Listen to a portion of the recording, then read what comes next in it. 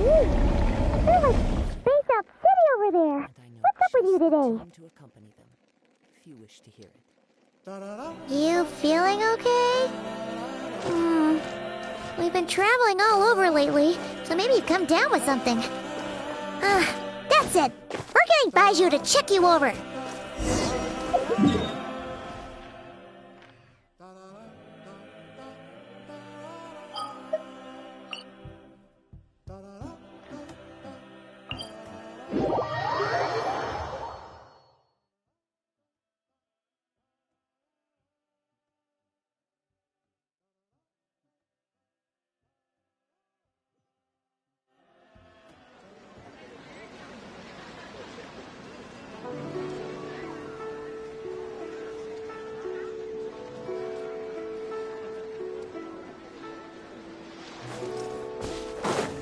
Time to go.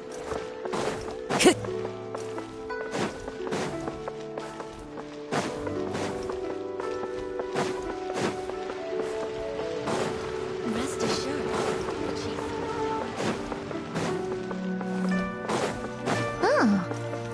Baiju isn't in his shop. Oh, you're looking for Dr. Baiju. He's resting today, but he said to send any patients to the back room. Ah, okay. Thanks. We'll head on through. Please, show me your prescription. So many medicines, but no cure for heartache.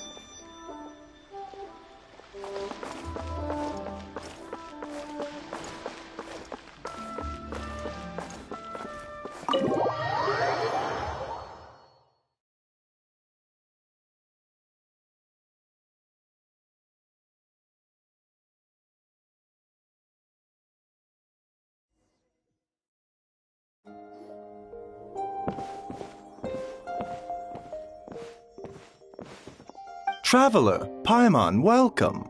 What can I do for you? It's the Traveler. He looks absolutely beat these days. He has these huge dark circles around his eyes, like he hasn't slept a wink. And he keeps spacing out. You have to call his name several times before he snaps out of it. What do you think it is? Is he sick?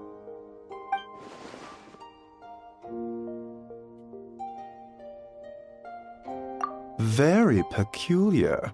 In all the time we've been acquainted, this is the first time you've come to me with a health complaint. Come, let me take a look at you.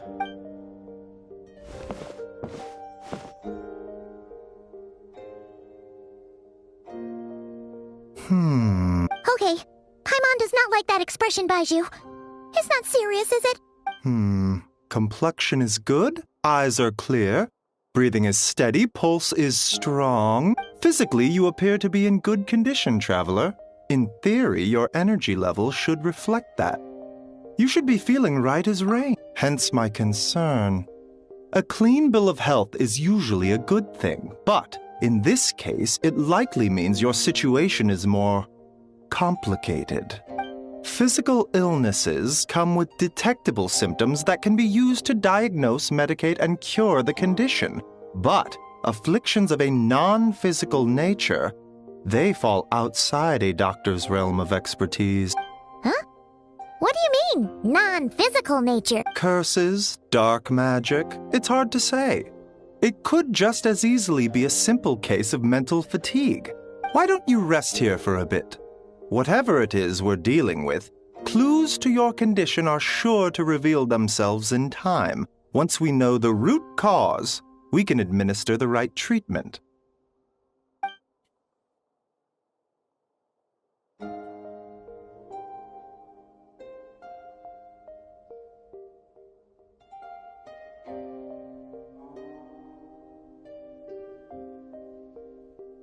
In the meantime, Changsheng and I will review the relevant literature for afflictions that present with mental fatigue.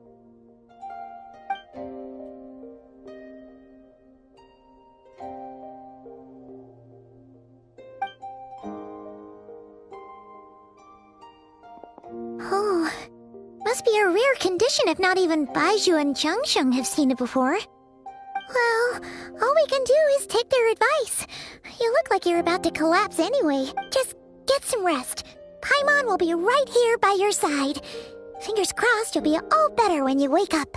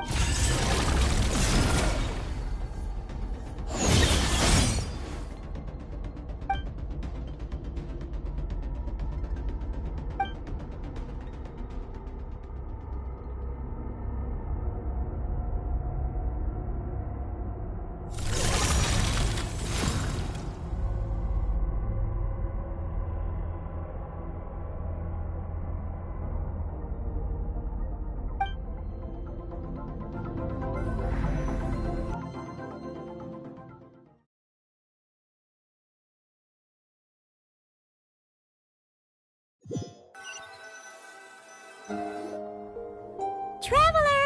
Traveler! Rise and shine! Time to wake up! For once, you're making Paimon look like an early riser. It's already afternoon. Hopefully all that sleep did you some good. Feeling a cut? What? Did you scratch yourself in your sleep? All right, let Paimon take a look. Nope, nothing there. Wait, did you have an... okay, don't panic. Paimon heard that dreams tell us what we need by showing us the opposite. So, if you had a nightmare, maybe all you need is something to cheer you up. Come on, Paimon will treat you to something yep.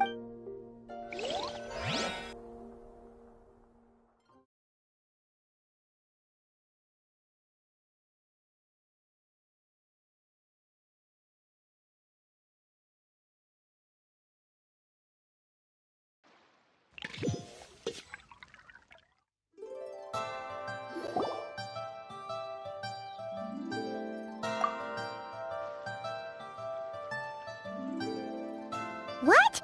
So, in this dream, you were trapped in a weird place with thick fog everywhere, and then a spike came out of nowhere and stabbed you in the back? Oh. Okay, well, that's a new one. Are you sure it was a dream? Because from the way you describe it, it sounds like you were really there. But then again, you woke up right where you went to bed. And you were definitely in a deep sleep this morning. Then, it's decided. Paimon will stay up and watch over you tonight. If anyone tries to mess with you, Paimon will beat him up. Or, wake you up first and then we can beat him up together.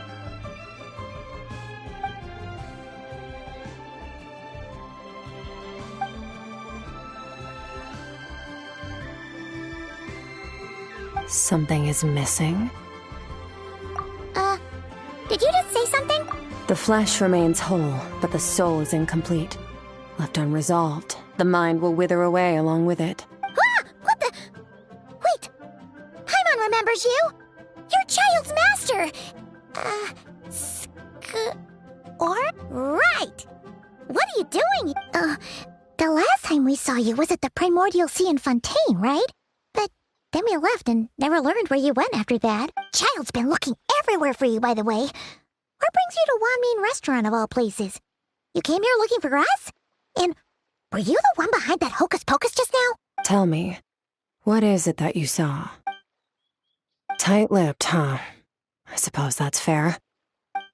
You, I'll take a glass of wine. Hmm? Oh, of course. Coming right up. We make this one in-house. It's not too strong. Enjoy. Chef Mao, I'll take a grilled tigerfish over here. Coming right up. Ah, if I knew we'd be this busy, I wouldn't have approved Shenhe's vacation. At the end of the day, what happens to you is of little consequence to me. I'm not here to try and win you over. Trust me or not, the choice is yours. If you want my help, now's the time to speak up. You have until I finish my drink. I was investigating an abyssal disturbance in the area and happened to notice you.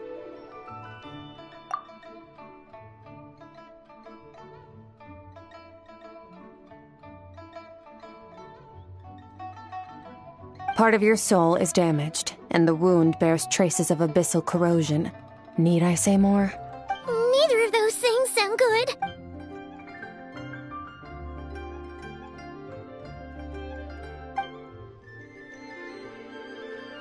Well, should we trust her? She mentioned an abyssal disturbance.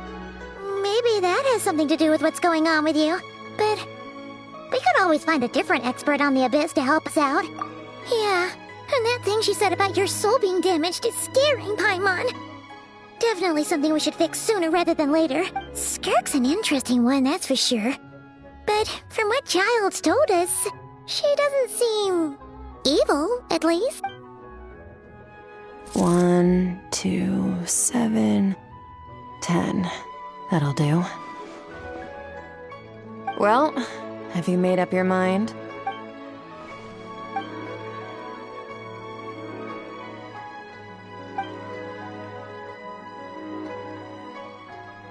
So, that's all we know, Miss Skirk. Ma'am, can you help us?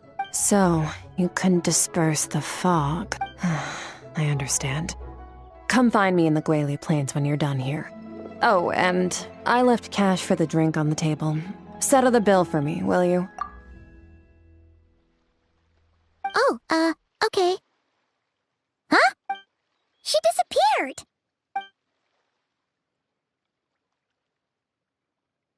Wait, hold on. You overpaid. Here's your change. Oh, no, this includes the drink, so I didn't think you two ordered a drink. we didn't. It was that lady. You sure? I could have sworn there were only 2 of you at that table. What? What'd you put in their dish, Chef Mao? Some kind of hallucinogenic mushroom? You got them seeing things. Seeing things? Wait, so neither... Oh, now you mention it, that vaguely rings a bell.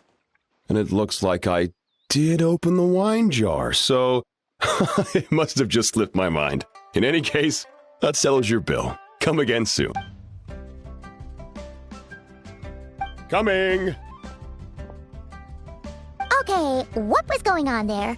It's like they didn't remember Skirk being there at all. Even Paimon was half convinced we hallucinated the whole thing. But that Mora she left for us was definitely... Oh, this whole situation is giving Paimon the creeps. But anyway, she told us to head to the Guili Plains, right?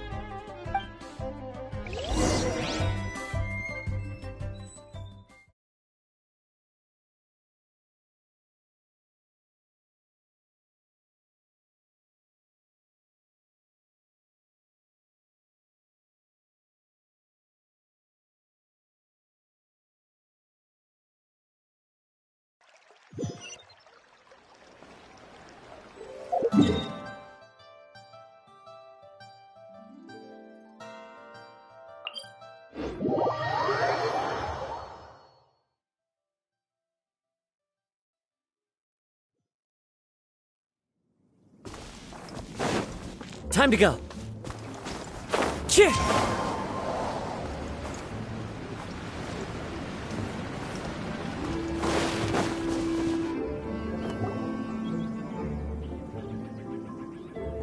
Whoa, what are all these rift hounds doing here? Huh, looks like they're collecting something.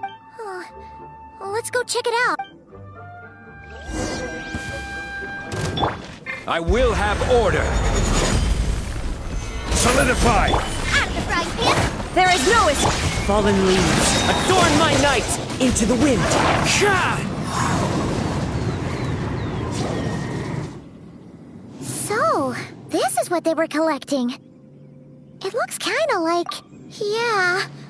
what is going on here? From the moment they are born, all beings with great power have an impact on this world. Even if their body is sundered and their soul extinguished, their influence remains. Gods are the most common example of that. The remnants of gods who fell thousands of years ago remain buried deep within the earth, carrying within them a warped will and a dark curse.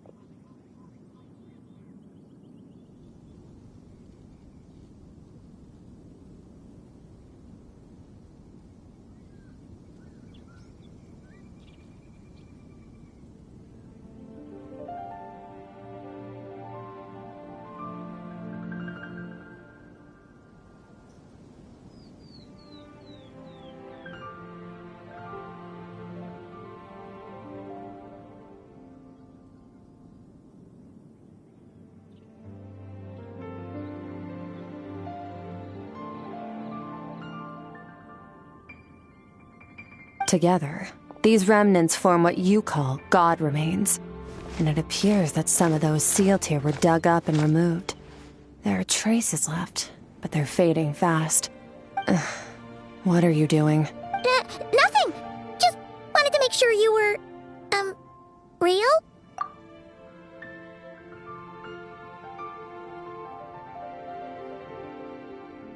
She's definitely not a ghost traveler. Paimon poked her, and she's solid. Your life hangs in the balance, and that's what you're fixated on? Strange set of priorities. It was just a trick to avoid being perceived. If someone notices me, those memories are erased. Simple as that.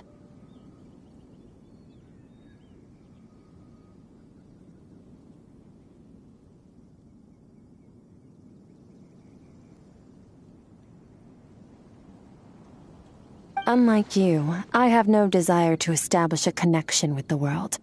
The weak and the lowly have no right to remember me. They're lucky they only have a few missing memories to show for it. Now, can we please get back on track? Okay. Right. The God remains. So, basically, in our experience, God remains are 100% bad news. A lot of terrible things have happened because of them. Maybe it's a good thing by human standards, but power doesn't come from nothing, and it doesn't just disappear for no reason. The remains aren't just gone. They were taken. Very clever, traveler. You aren't the only one who had something taken from you. There are victims like you everywhere. The only difference being, you can speak, and the remains cannot. So it went unnoticed. Something similar happened in Sumeru. Within the span of one night, countless consecrated beasts were slaughtered, and a large amount of the god remains buried in the desert went missing.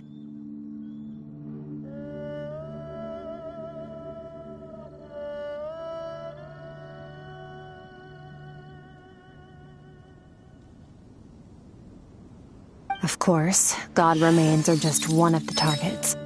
The culprit is chipping away at sources of power all over this world, including the Stella Fortuna above.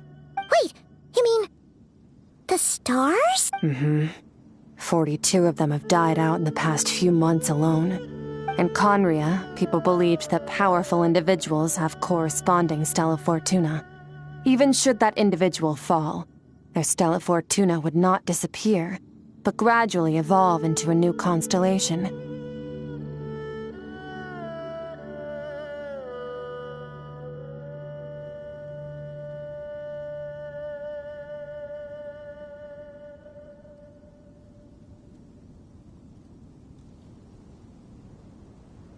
Yet now, stars are disappearing from the skies entirely, and it's not hard to deduce what's happening to the power they contain. Something has been leeching power from this world like a parasite steals nutrients from a host. And now, it's no longer satisfied with the remains of the dead. It wants you. This time, it only took a fragment of your soul. But next time, there's no telling how far it could go.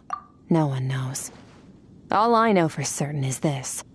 Getting back what you lost will not be easy. Considering how much power this entity has stolen, it must be a god-level being by now at least. But that's not the real concern. Souls are fragile things, and yours could easily be crushed if you go up against it. So you're gonna help us, right? We're going to help each other. You are my ticket to uncovering this thing's true identity. Well, great! You seem super strong and you know a lot about the Abyss, so Paimon will take it. Don't get all mushy on me. All I'm doing is helping you get back to normal after a sudden crisis. And I should warn you, getting mixed up with me can have unforeseen consequences. We're on very different journeys. You don't want to be in my debt, trust me. You help me uncover the truth behind this entity, and I'll help you recover what you lost. This is a transaction, that's all. You would do well to remember that. Now, come along. Yeesh! You'd think she'd be a little friendlier since she's agreed to help us. But nope, she's just like when we met her in the Primordial Sea. So cool. Well, whatever. If that's how it's gonna be, then she doesn't deserve our friendship. What she does deserve is a super embarrassing nickname. Ah, Paimon's got it. Frosty the Lavender Melon. Serves that Ice Queen right. Anyway, the important thing is that we get that piece of your soul back. So, let's follow her and see what sort of plan.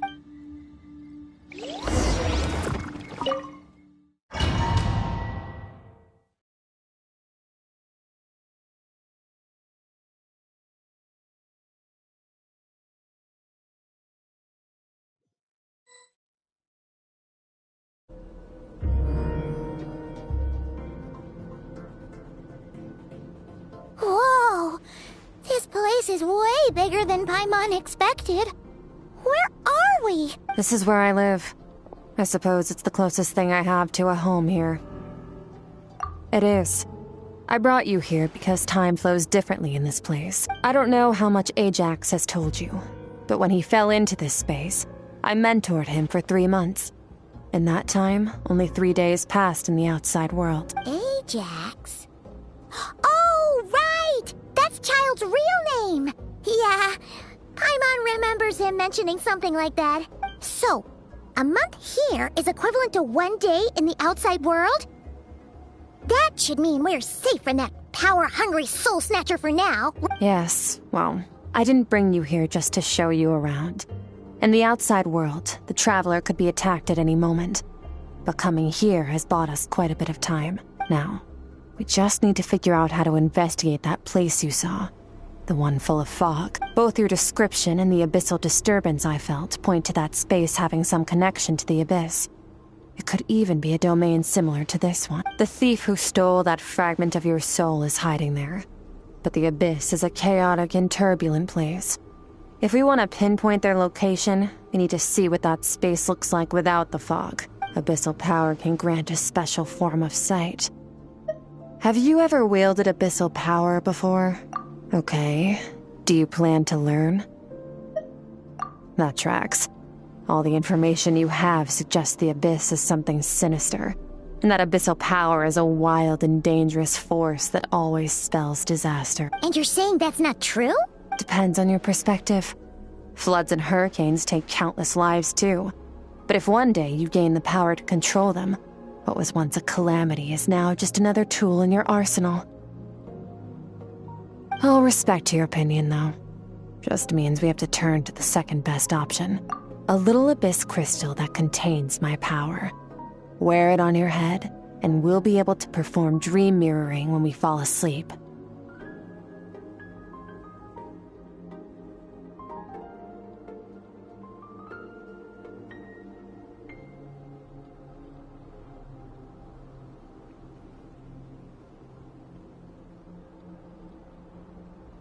Dream mirroring? It means experiencing whatever the other person is dreaming. Everything they see, think, and feel.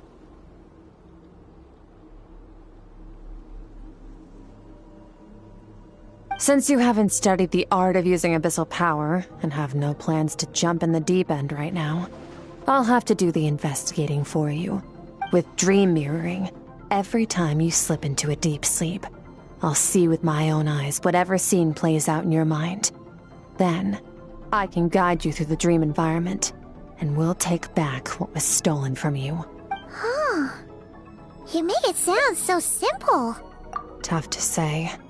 This is an unprecedented situation for both of us. Even assuming we do manage to find where this entity is hiding, like I said, getting your soul fragment back won't be easy. To play it safe, I need to give you some special training first. Wait, you're gonna teach him some of your martial arts? Does that mean the next time we see Child, we have to treat him like our senior? Do as you want. For my part, I don't see you as my disciples. You're already a pretty good fighter. All I'm planning to do is build on your current skills and train you for the specific scenarios that I think we might face. But that's enough talk. If you're ready to do this, then come with me. Time might be more lenient here, but that's no excuse to waste it. Oh, she moves fast. Paimon can hardly keep up with her. So, special training, huh? Kind of a rare opportunity. With your skills, there's not a lot of people qualified to train. The last time something like this happened was probably anti-Raiden Shogun training, right? Oh, feels like a lifetime ago. Skirk seems pretty strong too, though. Remember how she said that the all-devouring narwhal was just her master's pet? Maybe we really will learn something here.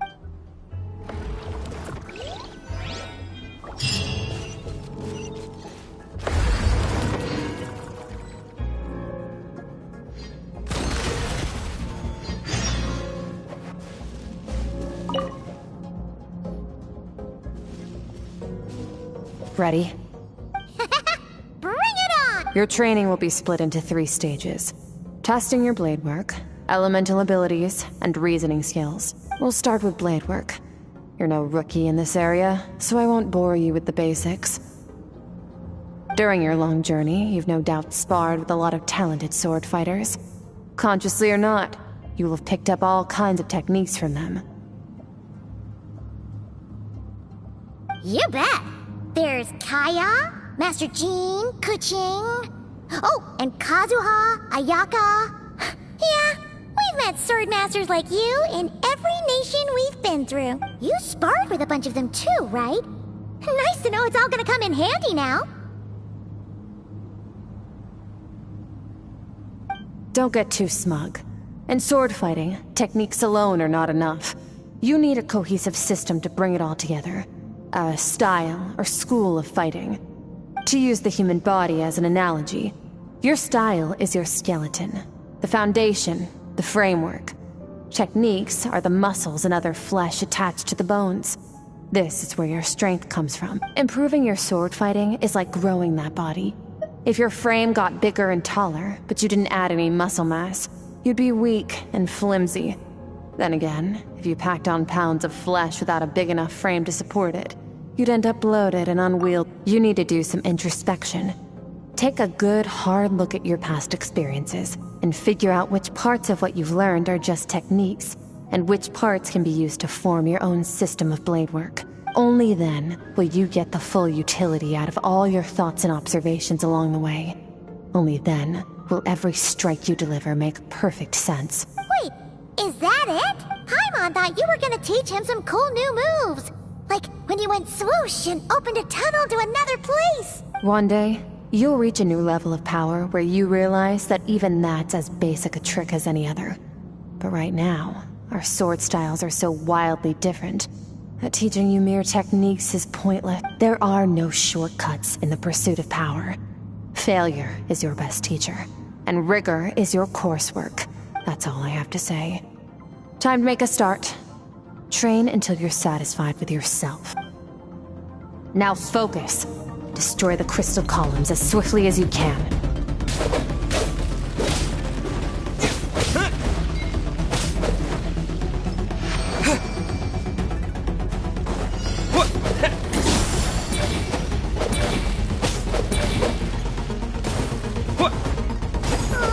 This is making Paimon's head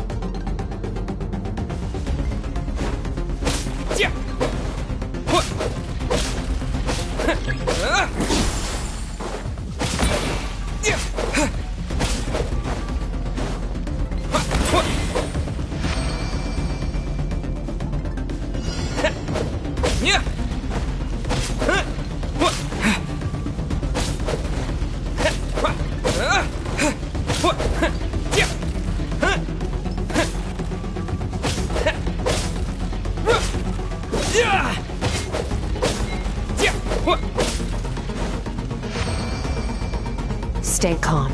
Use your head. You have to keep it together.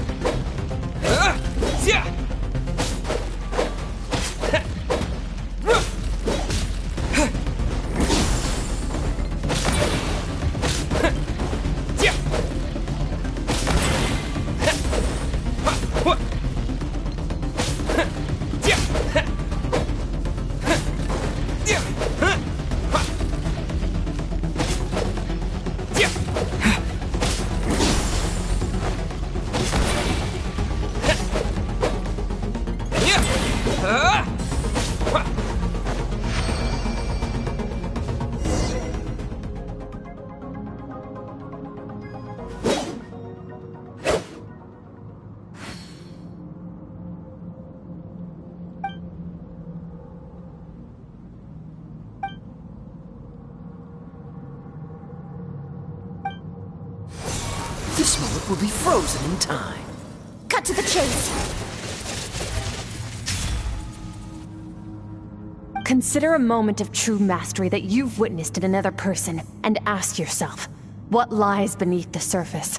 What's their guiding philosophy? What's their state of mind as they maneuver their weapon? Now take that and practice it right away with speed, skill, and strength, over and over, until your hand is one with your mind. This is the only path to true growth. Step on up. Dance with the waves.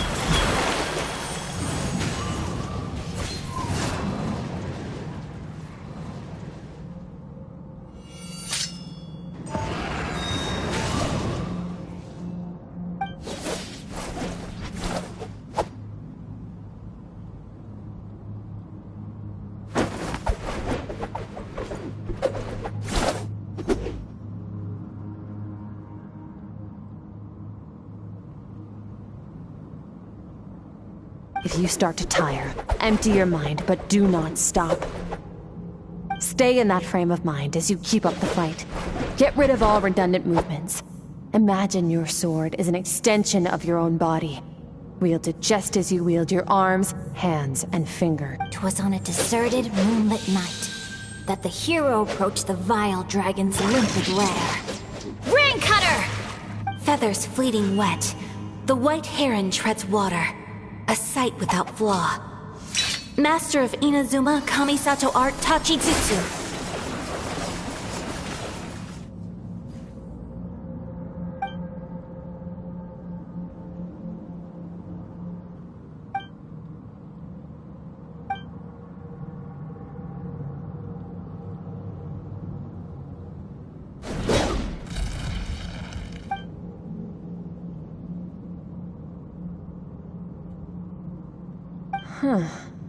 Looks like you've made some real progress.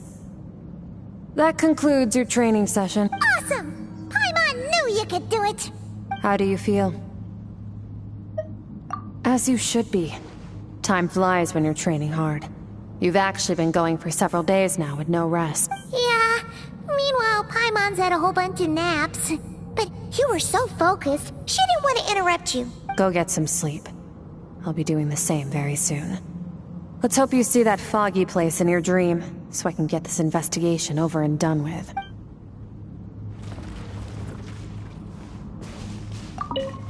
Sometimes, you have to practice a single movement 1,000,000, maybe 10,000,000 times, before the breakthrough moment comes. Nothing in the outside world can help you in this process. The most important thing is to remain patient.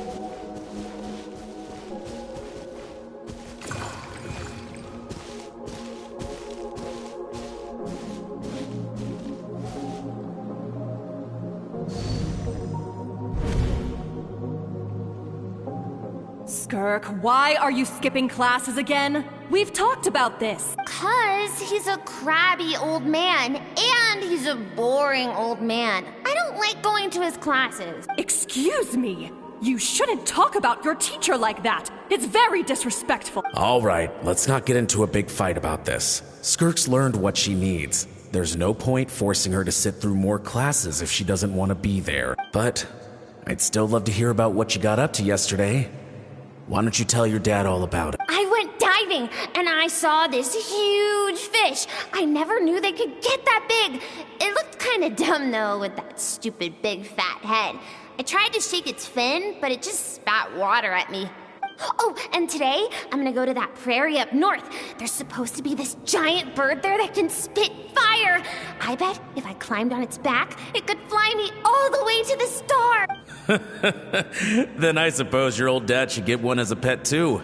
Otherwise, how are you gonna hear me call you for dinner up there in the stars? When it's time to eat, I'll come back on my own, Zilly. Anyway, gotta go. Bye, Mom. Bye, Dad. Wait! Put on a coat at least. You'll catch a cold. I'm talking to you, young lady. You spoil that child, you know. Ever since that merchant ship arrived, she practically lives outside. Always going on about exploring the beyond one day, whatever that means. Let the kid do what makes her happy. Besides, we both know you're all bark and no bite. Come on, our little adventurer's gonna be hungry when she gets back. Let's get started on dinner.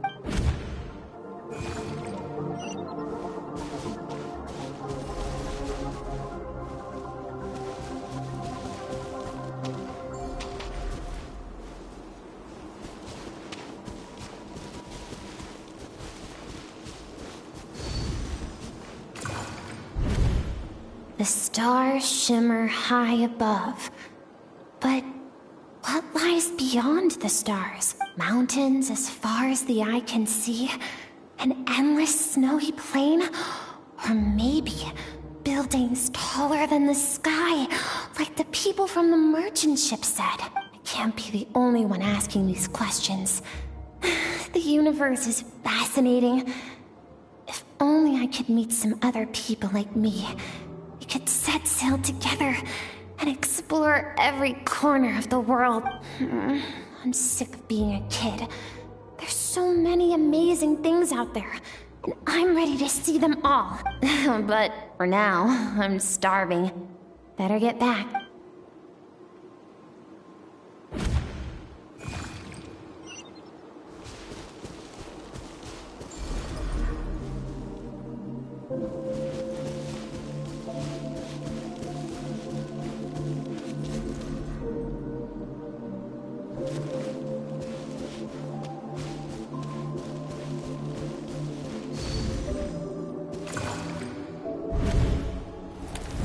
Don't let a single one of them get away!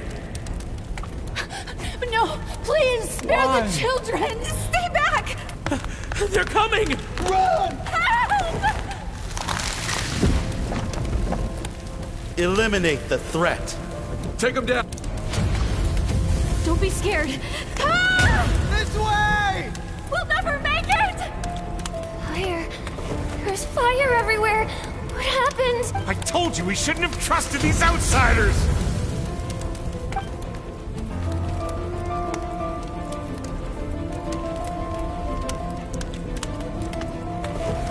Why are you doing this? What did we do to deserve this? We welcomed you with our finest food and drink. Showed you the best our home has to offer. Gifted you cloth dyed by our own hands. And this is how you treat us? Run! Save yourselves! Captain, Zone 3 is clear and we have Zone 2 surrounded. Begin extermination. Remember the orders from upper command. No one is to be left alive. Rest assured, sir. We have enough munitions to annihilate these savages and burn their entire civilization to the ground. Good. The only ones who put up a real fight are that man and his wife, correct? What's their status? We shot the man in the ankles and the wife broke her wrist attempting to fight back. They won't be doing much more fighting. They're holed up in their home for now, but they won't last long. To prevent them from making some kind of last stand, we're planning to clear out the other zones first so we can send a bigger squadron to surround them. Well, well. Turns out some of these beasts do know how to use their claws. Now the threat these savages pose will be undeniable. Let them cling to what's left of their lives for a little longer. Once the other zones are cleared, I'll cut off their heads myself.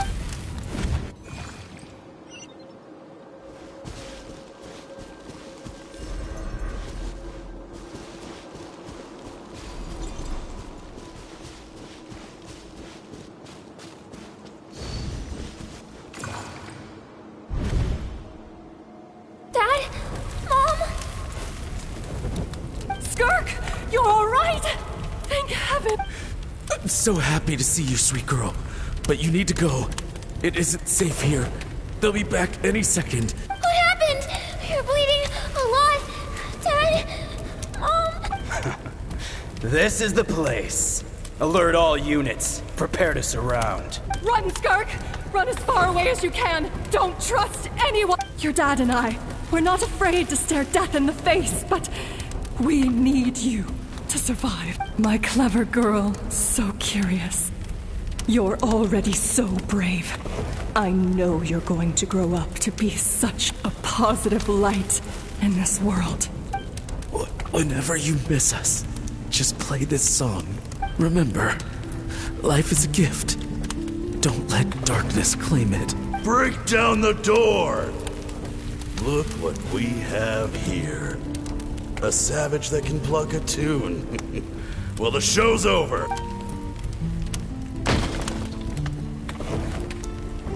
You! Stop singing! Shut it! I said shut it or I'll make you! Fine. Have it your way!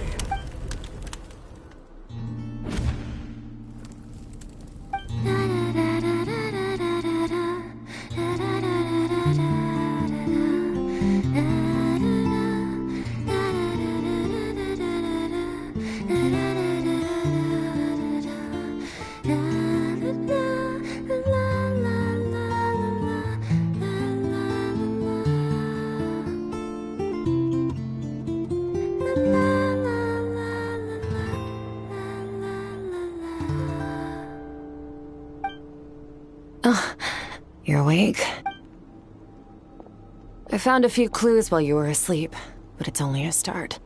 Now, time for the second stage of your training. This time, the focus is elemental energy. Come find me when you're ready to begin.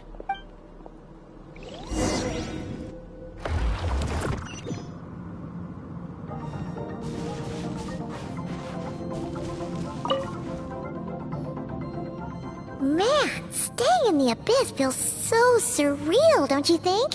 No day and no night. It's like time hardly exists. If we weren't careful to keep track, it feels like we'd have no idea how long we've even been here. Well, except for the fact that Paimon still gets hungry like clockwork. You go do your training. Paimon's gonna grab a bite.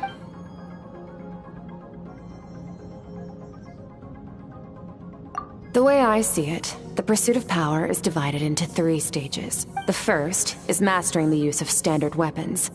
Next is learning how to harness natural energy. And after that, you're free to challenge even higher dimensions. The natural energy of Teyvat is, of course, elemental energy. But that's not my area of expertise. I draw from a different source of power. Abyssal power, yes. Also known as the power of the Void Realm. My master, Sertologi, is a true expert in that area. After all, he was one of the group of 5 that infamously stole the all-encompassing power of the Abyss. An act for which the people of Conria gave them the epithet, the 5 Sinners. The elemental energy of Teyvat, on the other hand, is derived from the power of the Light Realm. These 2 forms of energy exist in direct opposition to each other. Suffice to say, there's not much I can teach you this time. A keen observation, traveler. Call it respecting local norms. The Abyss stands in direct conflict with the will of this world. So, to make my life easier, I disguise my power to make it appear cryo-like in nature. It's a technique I learned from some Conrian ruins, known as the 7 Shifting Serpent. If you ever change your mind about delving into abyssal power, I can teach it to you. So I've heard. You seem to have a knack for removing abyssal power. But Is purification really what's going on there? Like I said, power does not simply disappear. Just thinking out loud. Let's focus on your elemental training. That's what's gonna help us if the situation gets tricky. True growth comes from adversity, but only if you make the choice to pick yourself up again every time you fall. So, it's time to push yourself to the limit, and then keep pushing. This is the only way to advance at pace. Use the power of Animo to clear the field as fast as you can.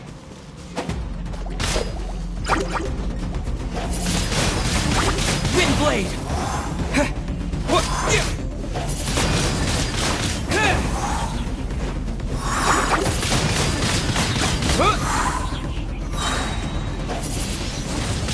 Windblade! Disappear!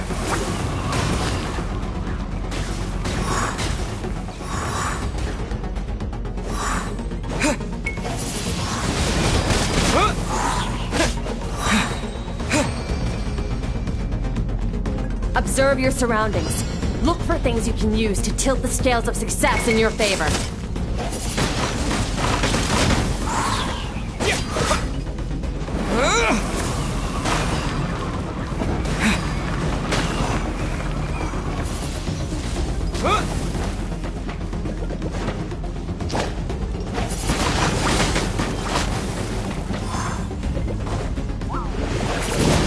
Windblade!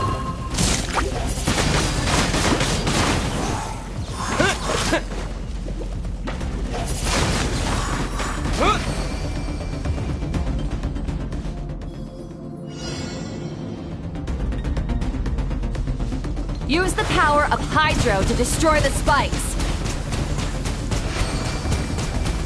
Water jet! Faster. Don't give them a chance to strike you. You need to be quicker than you were in your dream. You can't afford another injury like that. Go!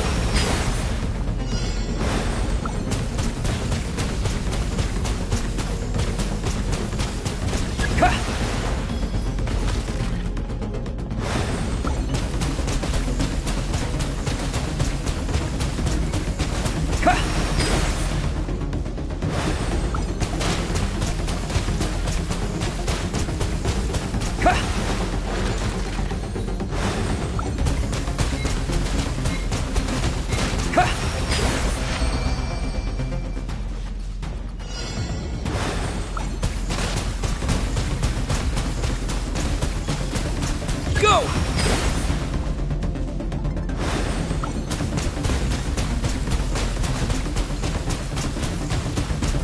Go!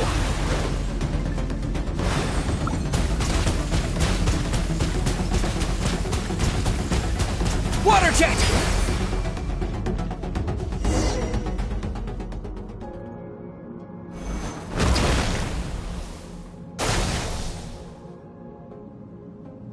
You need to understand what makes you special. The ability to wield elemental energy without a vision and switch between the elements at will. It means your aspirations need no approval from the gods. Your power is not bound by the rules of this world, so be bold. Do not be afraid to chart your own path.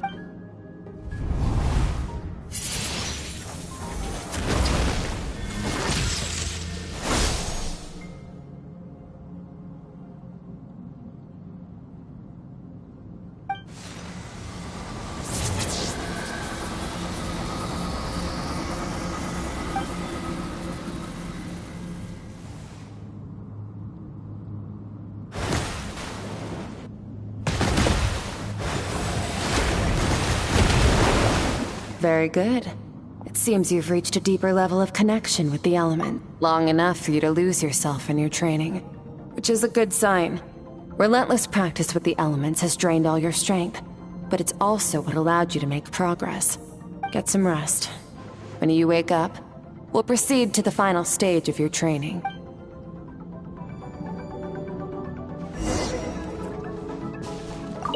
If you wish to master the elements at a fundamental level, you must see the entire natural world.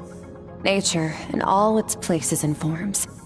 That is part of what it means to be a traveler.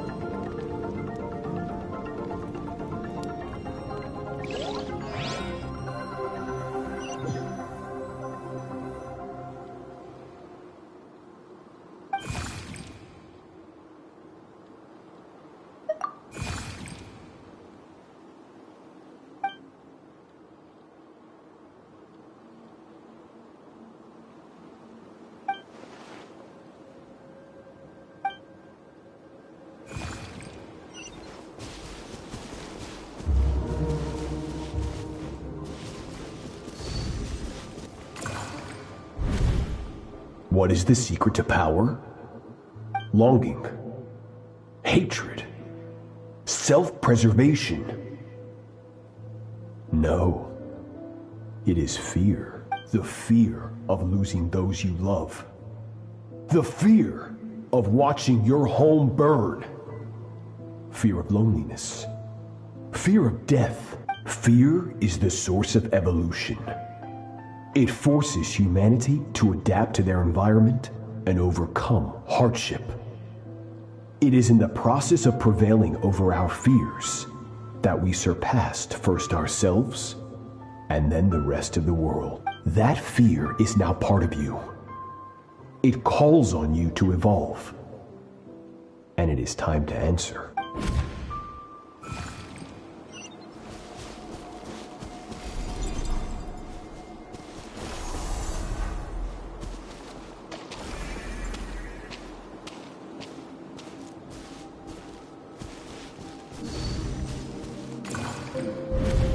Any minute spent missing home is a minute wasted.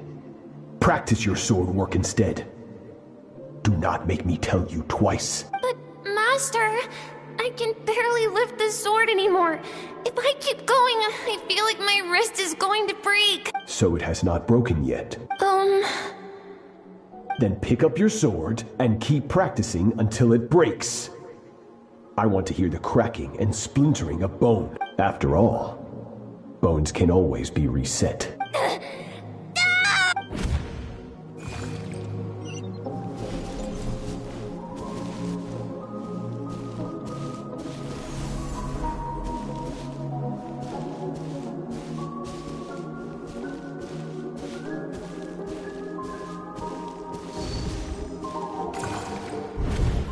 Good, Skirk. Once again, you survived. How do you feel? Cold and pain. These are signs that you are adapting to the abyss. Each time the flesh is torn and the spirit crushed, each time you claw back from the brink of death, you become stronger. I now understand why these people sought to destroy your homeland. Your potential goes beyond even what I could have anticipated. But you still have much to learn in your pursuit of strength. Your mind is rife with distractions. From now on, I shall show no mercy in your training. You must learn to shut out all the pointless emotion, crush the self that makes you weak, and become master over your physical form. Get up, Skirk. Wipe the blood off your face. Cut away the rotten parts of your flesh. And mend what is broken. Then take up your sword. Yes, Master.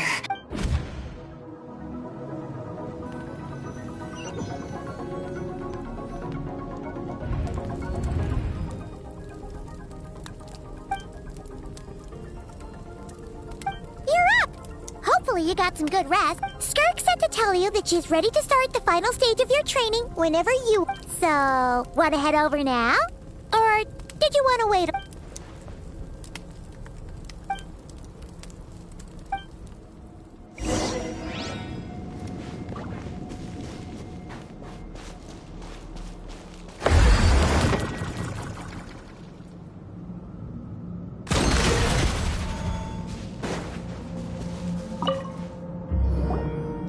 From your training so far, you have gained better command of the sword, and more control over your elemental abilities. That's only part of it. Experience is the real teacher. Your journey, the friends you have made, the dangers you have faced. These have taught you more than I ever could. Now, it's time to focus on how you react under pressure. You must be able to think rationally, even in unpredictable combat situations. To simulate this, I'm going to attack, and you're going to block.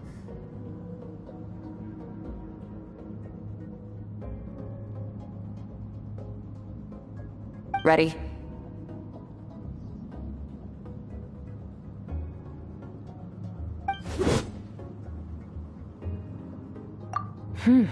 Not bad. That defensive stance looks near unbreakable. Just like your sister. Oh, that reminds me. You still don't know what happened to her, do you? Hey, no fair! That's cheating! You think every opponent has the same moral code as you? You can denounce their deplorable methods all you want, but only if you live to tell the tale. The dead don't get to complain. Strong emotions will always arise in combat. Anxiety, anger, fear. But a true warrior is never at their whim. Only when you are free from the influence of emotion can you make the right choice, no matter the situation. How amusing. Almost sounds like you think you know me, but you don't. You can choose your own path. We are not the same. Let's begin. Try to use reason over emotion. Make the most rational and advantageous decision in any given moment. This is your final training session. Look alive.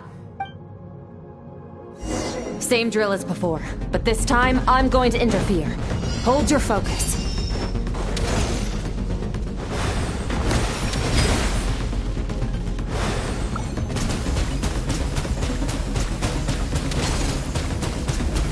Water jet! Go!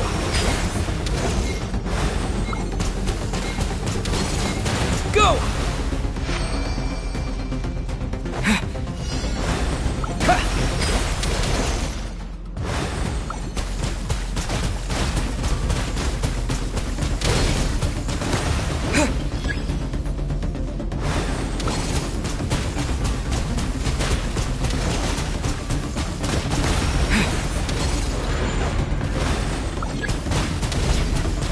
Water jet!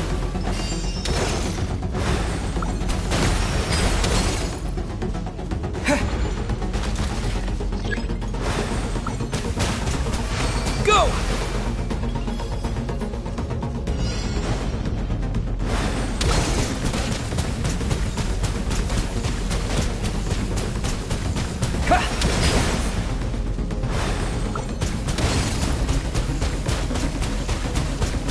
Water jet!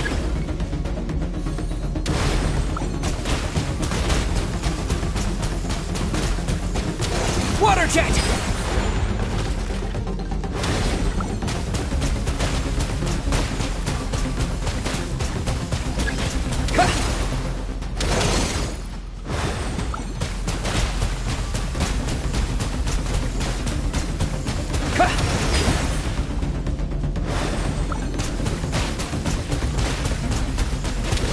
Water jet!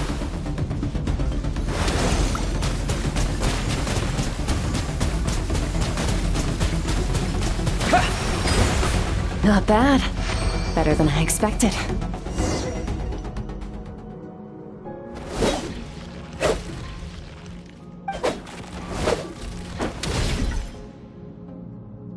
You're getting the hang of it. The first step to controlling your emotions is controlling your mind. You want a unified train of thought. It all comes down to focus.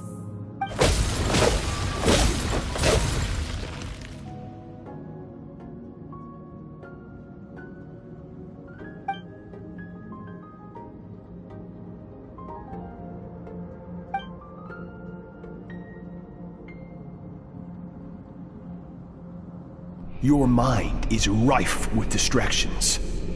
From now on, I shall show no mercy in your... You must learn to shut out all the pointless emotion. Crush the self that makes you weak, and become master over your physical form.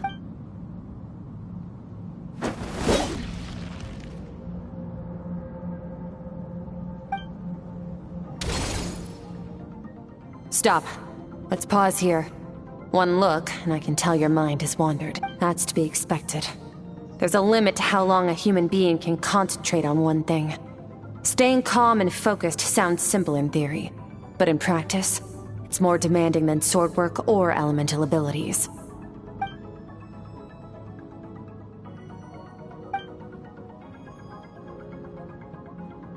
Get some rest. No point training further if you're already dead on your feet. Like I said at the beginning, the only goal of this training is for you to reach a point that you're satisfied with. You managed to push past your limits, which is a good start. You can be proud of that and sleep well knowing that you've earned it.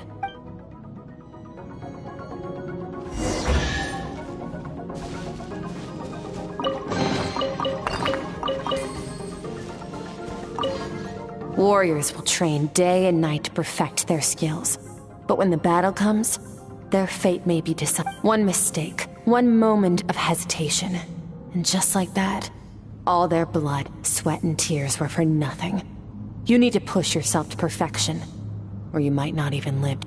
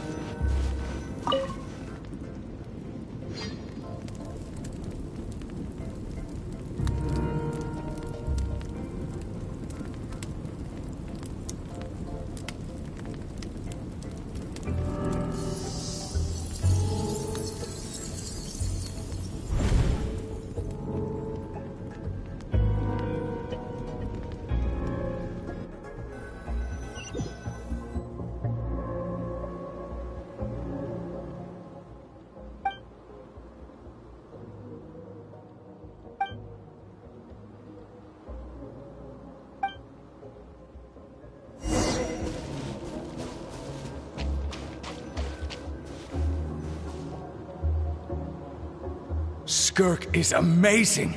She faced down that terrifying giant and cut its head clean off. Oh, she got hurt though, didn't she? I heard it was pretty bad. Yeah, well, that's a given. But the moment she was on the mend, she got right back to practicing her sword work. I heard Master suffered a grave injury once too. Lost an arm and a leg and still came back stronger than ever. Skirk's becoming more like him by the day. Incredible. I wonder if I'll ever reach their level. They're always so resolute, so unshakable.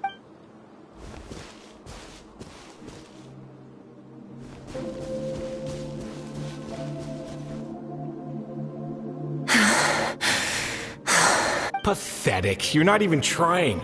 You're so much weaker than you think. Skirk, have you become a positive light in this world? Do you even remember how many of us perished in that fire? How many bodies were left to rot on the scorched earth? Yet you alone live. Keep your gaze fixed on your blade. You don't deserve to rest. I have so many questions. I just want to jump in a spaceship, explore the whole universe, and get answers from the stars. I just need to wait till I'm grown up. Then I can do anything. Now, you must bid farewell to who you were in the past and become someone stronger. Run! Skirk, run! Only death awaits us here. Keep running, and don't ever look back.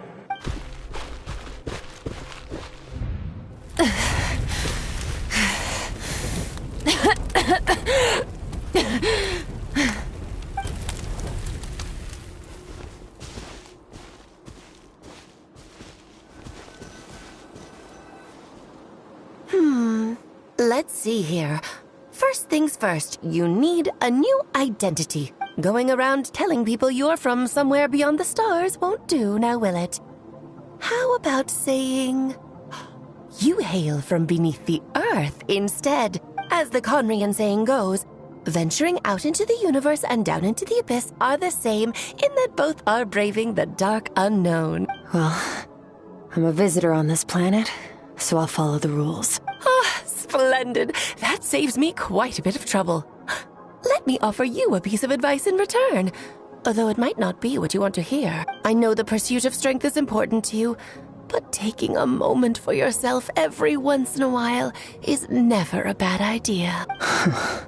Ignore her existence for too long, and there will come a day when you can no longer hear her voice.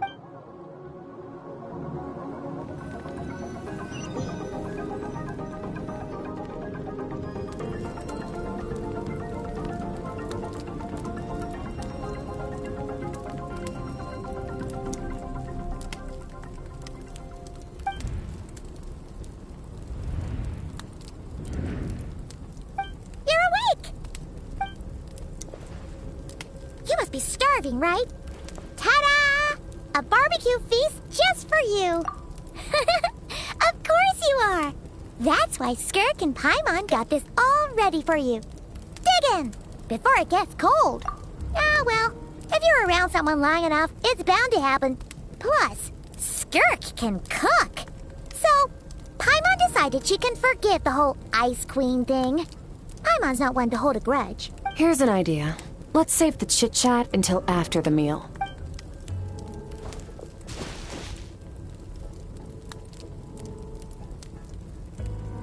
Ugh, so full. Okay, it's Paimon's turn to sleep now. Wake her up when it's time to go.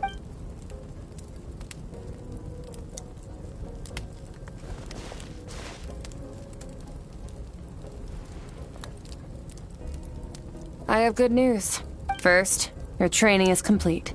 You have what it takes to wield immense power. Now it's just a matter of putting it into practice.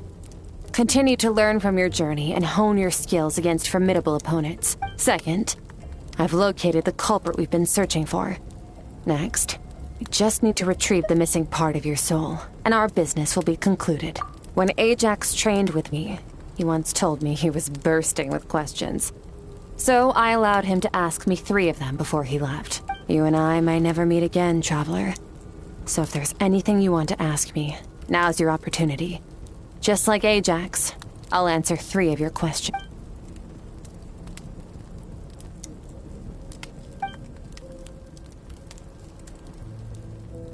Okay, not the angle I was expecting. What makes you ask that?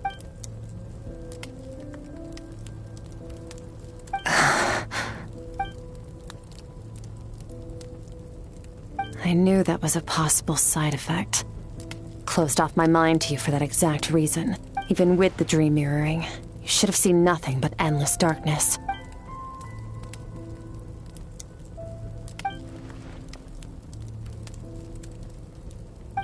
Whatever. Must have been a flaw in my execution. I shouldn't be too surprised. Due to some recent circumstances, my self-control has been lacking as of late. Since you've seen what you've seen, there's no reason to hide the truth. All I ask is that you keep it a secret. No, I'm not from Teyvat. I'm from a different planet. And there was a time when I journeyed through the stars. A lot like you in some ways. No, we're different in that respect. You're influencing the fate of this world. But me, I'm just passing through. Several hundred years ago, my master, Sertologi, opened the border between worlds and sent me here. But this is not my home. And one day, I'll return to the vast unknown of space. So, there you have it. On to your second question.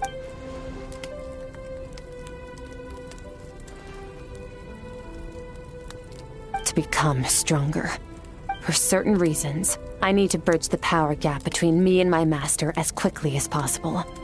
But first, I need to understand the source of his strength. To do that, I need to follow in his footsteps. Walk the path he once walked. And somewhere along the way, I'll find out how to defeat him. That is my sole focus and purpose. Okay. You have one question remaining.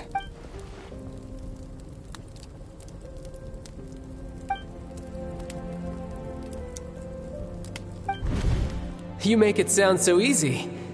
Ever since the incident I experienced there, I've never stopped searching for Master Skirk and that unknown abyss. But it's been years now, and I've still found nothing. Well, your last question? Ajax. His situation is different than yours. Before you ever crossed paths with me, you'd already encountered many formidable people, studied their techniques, and developed your own skill set. So, during your training, all I had to do was build upon that foundation. But Ajax was so young when he came to me. A complete blank canvas. Children can't help but imitate their role models. In the long run, that would only hinder his growth. Once Ajax has enough strength in his own right, I will allow us to meet again. Until then, Let that motivate him to reach his full potential.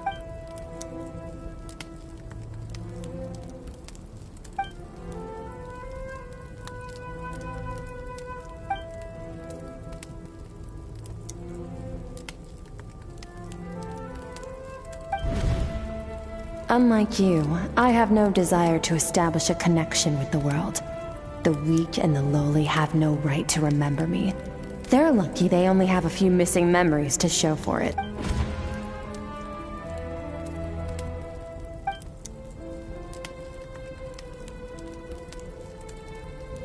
Wake up your companion. It's time to go. Oh, and everything I just told you. Best keep it a secret from her as well.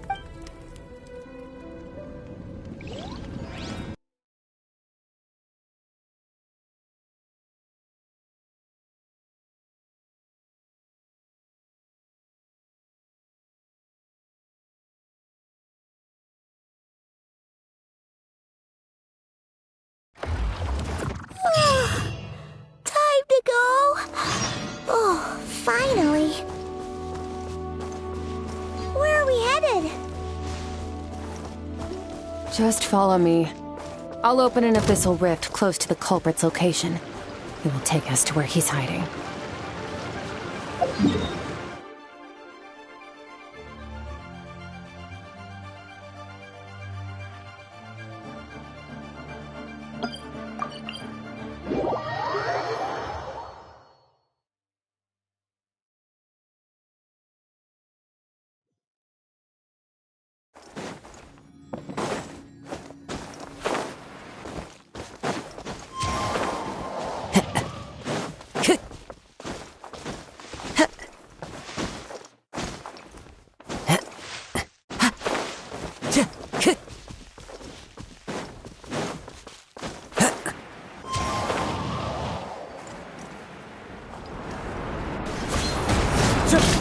Shine down! Bubba, get the...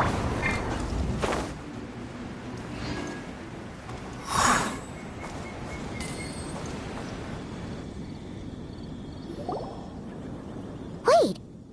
This is near the chasm, right? Yes. If we enter from here, we'll be able to reach that place from your dream. You have some experience with abyssal domains by now, but still, this is someone else's territory. Best to proceed with caution. Don't worry. Paimon's an expert at hiding behind other people for safety. Oh, but, that means you need to stay safe, traveler. All right. Remember your training. Time to put it to you.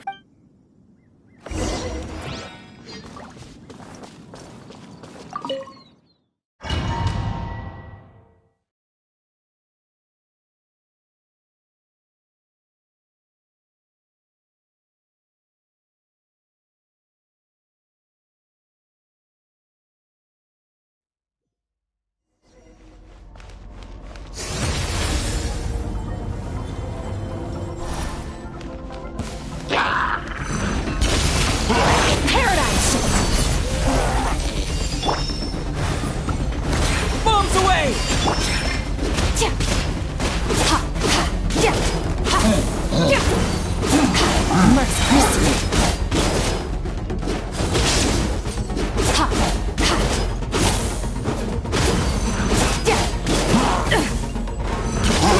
And never star goes out!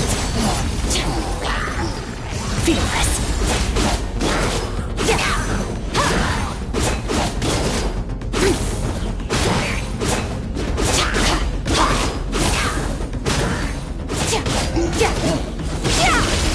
Paradigm shift!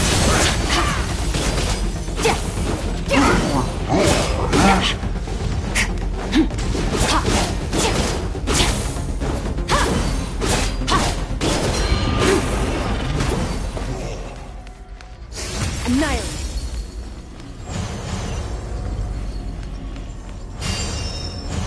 Whoa! Look at all these spikes! Careful! You'll get hit! You know what? Paimon's just gonna float behind you. Come on, you got this!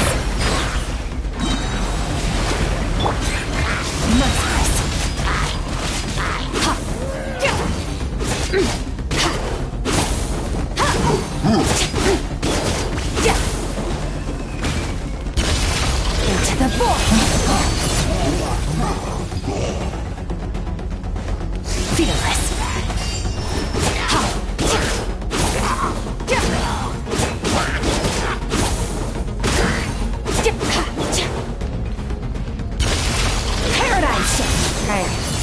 What are you two doing here?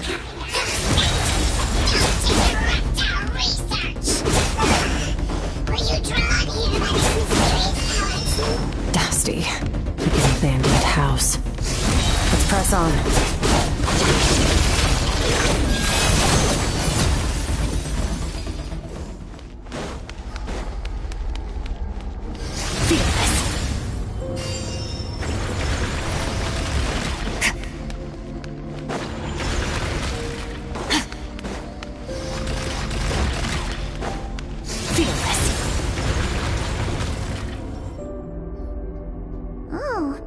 Looks like this is a dead end.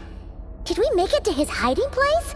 Ugh, this fog is making it impossible to see anything. This should be the place where you were attacked, Trap. The missing part of your soul should be nearby. Can you sense where it is?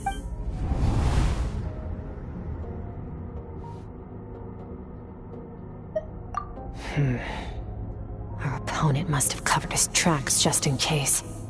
Otherwise, you should have sensed it much more strongly. Hold on! Look! The spikes are back! Stay calm. Let's hold back a little. Give our enemy some wiggle room so we can see what we're dealing with. If you're too reckless, you might be playing right into his hand. Our enemy took part of your soul for a reason. It's likely he integrated it into his attack somehow. If we're smart about this, we can track it down.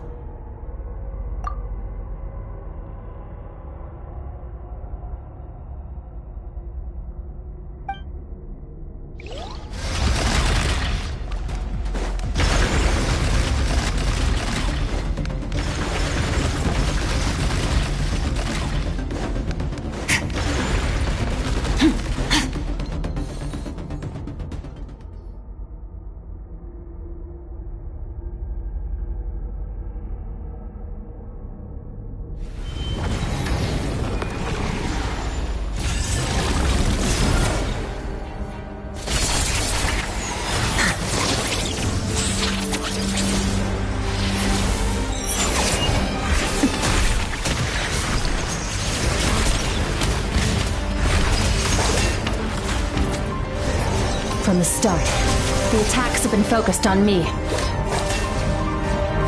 Trying to break through my defenses? I see.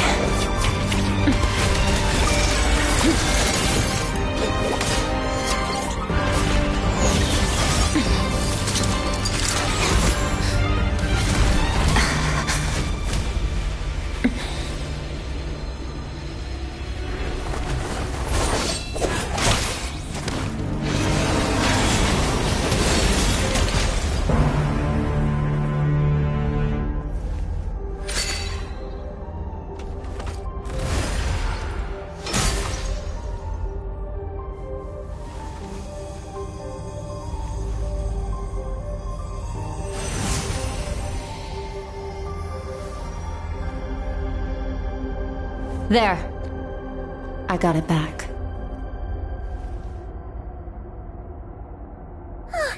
Traveler! Skirk! What happened? It looked like Skirk just got... In the Gwali Plains, you asked me why this enemy chose you as his target. Now, the answer is clear. It's not just the fact that your strength is impressive. It's also because of your ability to, as you put it, purify abyssal power, whatever that actually means. The fact is, that ability allowed him to do something that should have been completely impossible. Namely, break through my defenses and steal my power. No, he couldn't have known I'd come to his domain. He only stole your soul fragment because he knew the value of its power. I doubt he expected it to come in handy so soon. Call it fate if you want. I believe that's the term they use in this world for arbitrary coincidences like this. In any case, it works to our advantage. Once I realized what he was using that power for, it gave me the chance to get back what you lost. I'll cope. Well, done gorging? Good. Time to answer some questions. How did you get the power of the all-devouring narwhal? The all-devouring narwhal? Oh, of course! Paimon knew that spike thing looked familiar. It looks just like that narwhal's... I highly doubt you acquired that power through your own strength. Tell me I'm wrong. You're desperate enough to scour the land for god remains and whatever vestiges of power you can find. That alone proves you wouldn't be able to defeat a creature like that. Which leaves one possibility. You know my master, the Foul, Sertologi. The Foul? Who dares call him foul?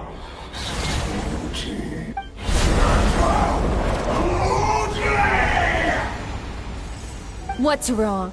Bit off more power than you can chew? You're struggling to hold a basic conversation. Just a little longer. I'm... Look! It's back!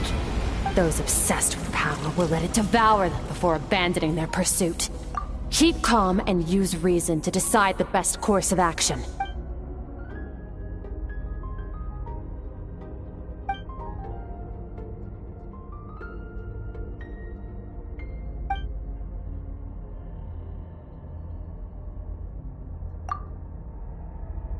Wise decision. Final victory doesn't always come after a single... You've got your soul fragment back, so we both got what we came for. Let the enemy draw breath while he can. It won't be for long. Get us out of here, Traveler. You'll need to lead the way this time.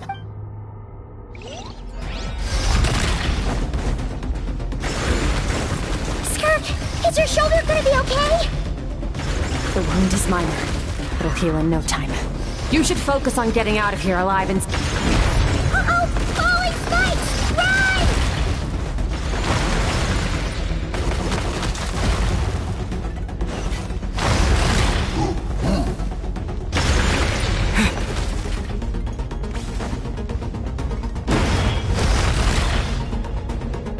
Watch out!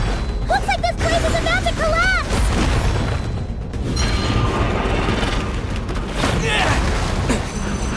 So, this guy's power has something to do with the all-devouring narwhal. Did you know that all along, Skirk? I had my suspicions. That's why I decided to investigate in the first place. But suspicions only get you so far. I needed to verify it for myself.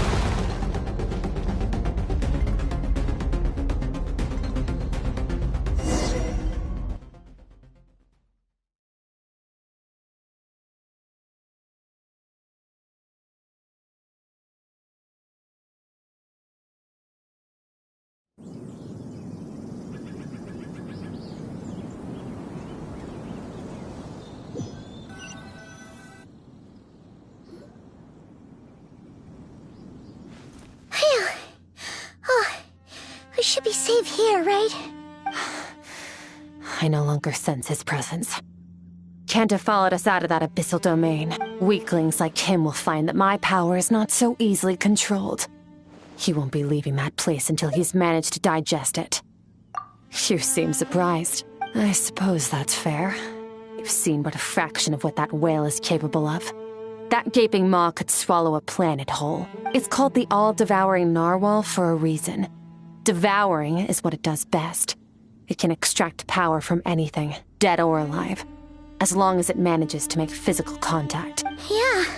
When we had our run-in with that thing, Neverlet mentioned that it has an instinct to devour. Your dragon friend recognized the nature of its abilities and used the power of Hydro to protect you. That worked because it was in a satiated state, so it was somewhat less aggressive than usual. It's a different story when it has no more power to feed off of. That's when its true voracious nature kicks in. It could devour everything on the planet in that state, which is why I cast it into that void space. But I hadn't counted on there being anyone left on this planet capable of wielding its power. To me, that says he must have encountered the whale a long time ago. Meaning, he must have known my master.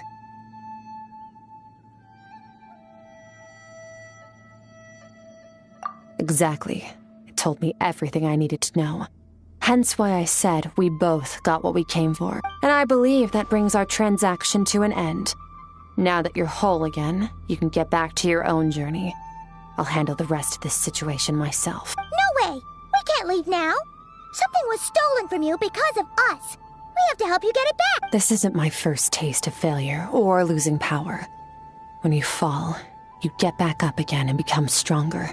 That's how it is. But what if that monster finds you before you're all better? Plus, How are you gonna get home? It's not like you can just go swoosh and open a door to the abyss again. Not without your full strength. So, sticking with us for the time being doesn't sound so bad, does it? Fair enough. Then take this. What is it? A bag of Mora. Nothing in this world is free. I know that much. I'll leave the planning to you. Hurry up and decide where to go. We shouldn't linger. We should take Skirk somewhere she can rest. But where? He'll know something about Master. I'm sure of it. Next time, I need to be ready. Fine. It'll take time to recover my strength, of course. But adapting to situations like this is nothing new for me. Oh, this. It's a star crystal suit. Abyssal energy is scarce in Tivat. Wearing this helps me access it more freely. It stores concentrated abyssal energy that I can draw from on the go. When the energy runs out, it reverts back to its original form. Found somewhere to rest. Well, lead the way then.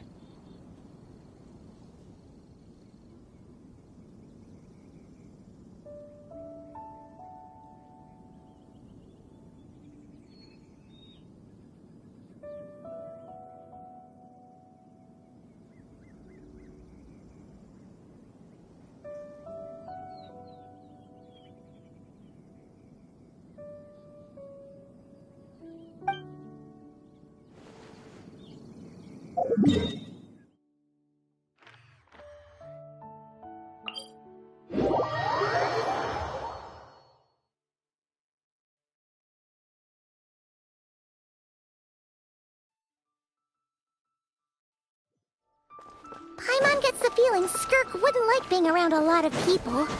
Oh wait! Baishu said we could rest in the back room of the pharmacy, didn't he? Let's head there!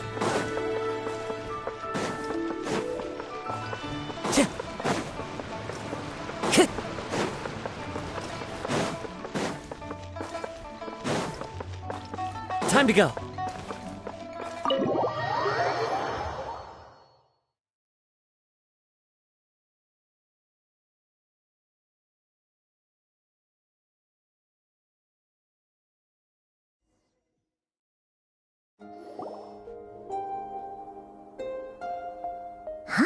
This bag from Skirk has a ton of Mora in it. Does she have a job or something? Wait, no. After what we saw at Wamin Restaurant, that seems impossible. Can you imagine? It would go something like, I'll be collecting my paycheck now, boss.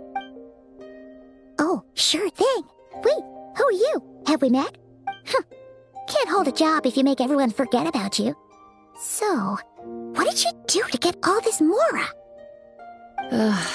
Claimed some buried treasure, took care of a few monsters that were causing trouble.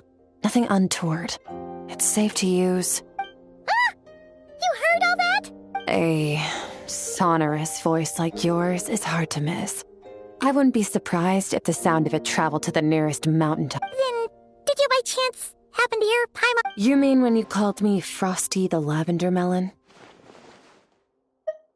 No, sorry. Paimon totally misspoke just now. She didn't say that at all. It was, a Paimon lookalike. Yeah, she's a piece of work, that one. Always impersonating Paimon and giving people weird nicknames. Okay, fine.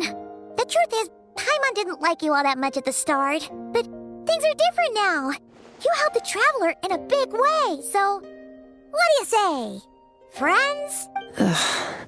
I noticed there was only one bed. Go ahead and get some rest. Wait, what about you? I don't get tired, and I don't need rest. I'm going to practice my sword work. That should help me regain some strength. But your shoulder... Hey, don't just leave! Whatever. Let her tire herself out. She'll come back eventually. Let's get some sleep, Traveler. That comfy bed is calling.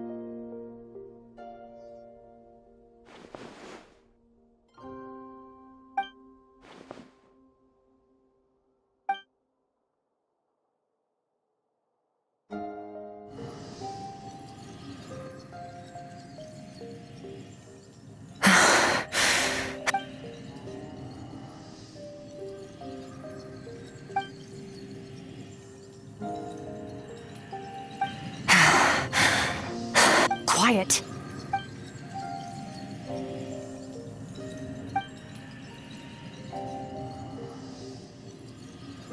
Do you even remember how many of us perished in that fire? How many bodies were left to rot on the scorched earth? Yet you alone live on. Keep your gaze fixed on your blade. You don't deserve to rest. Run, Skirk. Run! Only death awaits us here. Keep running, and don't ever look back.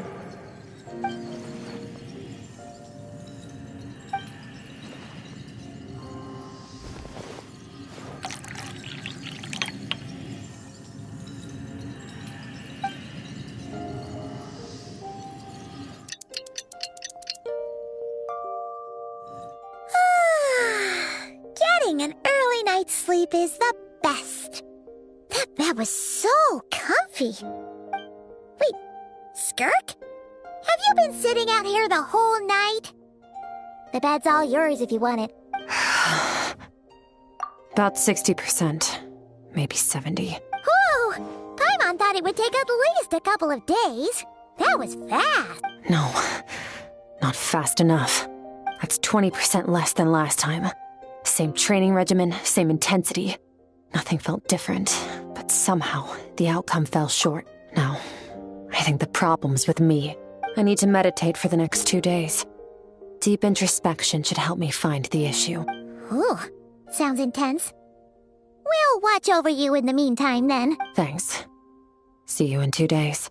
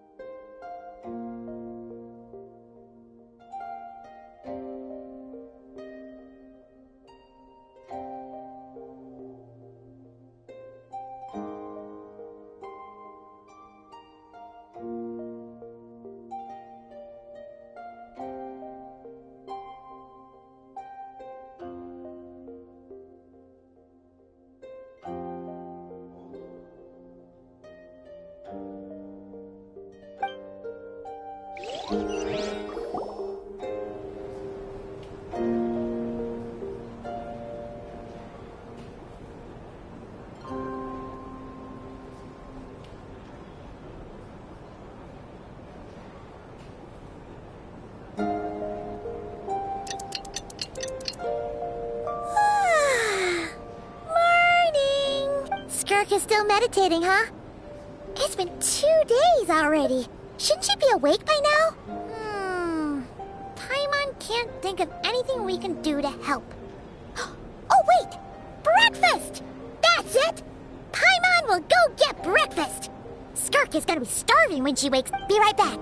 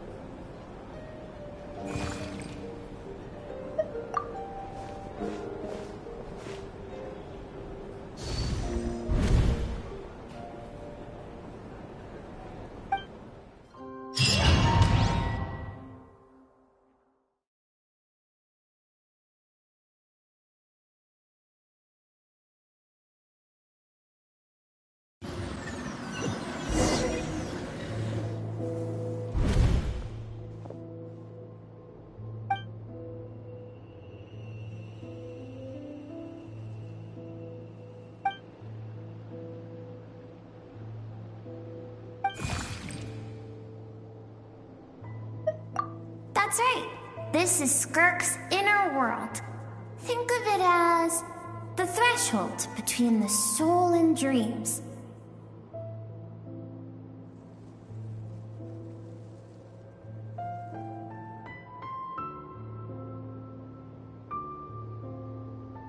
This isn't your first time here, but what you remember is probably a space covered in darkness. I only managed to illuminate a small portion for you back then. Actually, it's my first time talking to someone like this. I only managed to break free and bring you here because the injury weakened her power. I guess that's why I can speak again, too. Call it fate, if you want. I think that's the word they use in this world for lucky coincidences like this. Now, before I take you to her, I gotta ask. You're the first outside visitor to ever come here. So, what's your impression of this place? Oh, you noticed. This river represents Skirk's strength. Strength accumulates over time. It is the summation of a person's lived experience. So this river is where all the fragments of Skirk's life should converge into a single stream of memories and emotions, flowing forward as one. But as you can see, this river has been severed numerous times. It's because Skirk doesn't like who she was in the past, when all she sees reflected in the river is a disgraceful shadow of who she was. She cuts through water and rock with the sword of reason, severs her connection with the past, and begins... You must learn to shut out all the pointless emotion. Crush the self that makes you weak, and become master over your physical... This isn't my first taste of failure or losing power.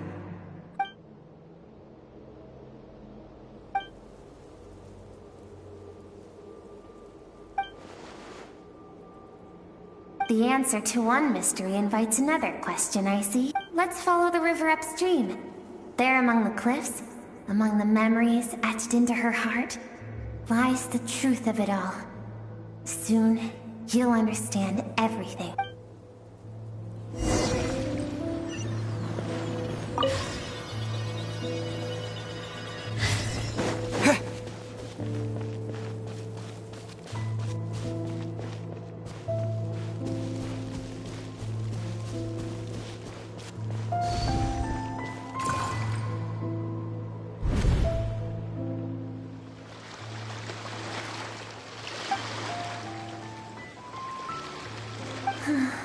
I've always thought that, even when falling leaves don't come from the same tree, they can still form bonds of kinship when they meet.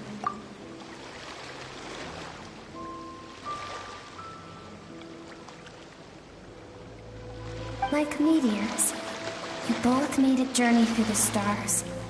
Both travelers who have landed on a planet that is not your home. Yet, when she first noticed your presence, although she hesitated for a moment, she still chose to walk away, indifferent as ever.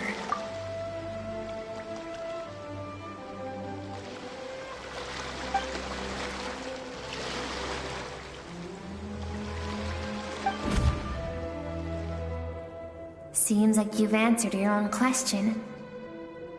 Skirk sees herself as a trespasser in this world. She's made a conscious choice to avoid altering its path. But the reason for that decision stems from events much earlier on in her life. Let's keep going. It's still a long way to the source of the river.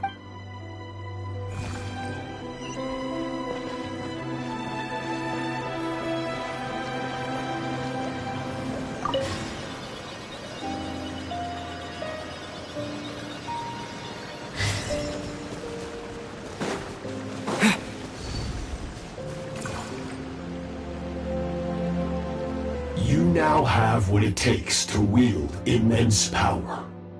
From this day forth, I shall teach you no more.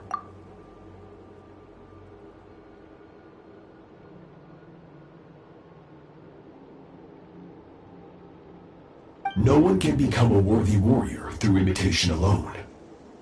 I have given you fangs and claws.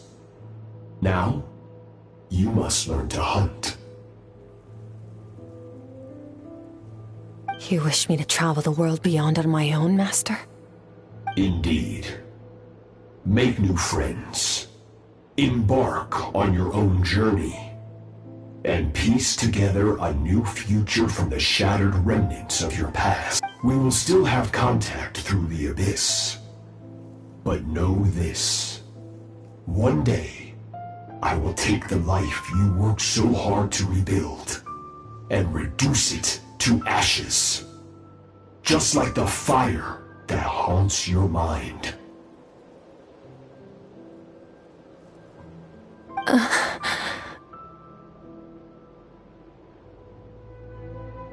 Why would you do that? I have told you before. Fear is the catalyst for human evolution. You have tasted loss. You have known fear so deep it can be felt in the bones. But as living beings, we all have an instinct to detach from that which harms us. And thus pain dampens over time, and the acrid taste of fear becomes but a distant memory. Yet now, I have bestowed upon you the gift of fear eternal.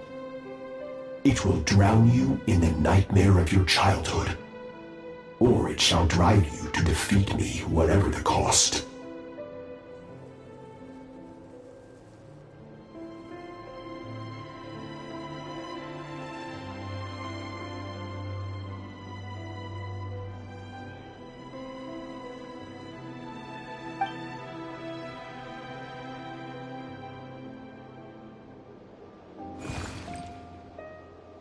That is what Skirk's master, the foul Sertology, looked like at one point in time.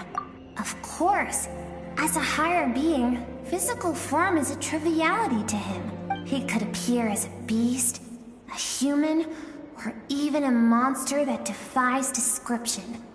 The form you see him in here, clad in abyssal armor, is the one he usually wears when traveling through the stars.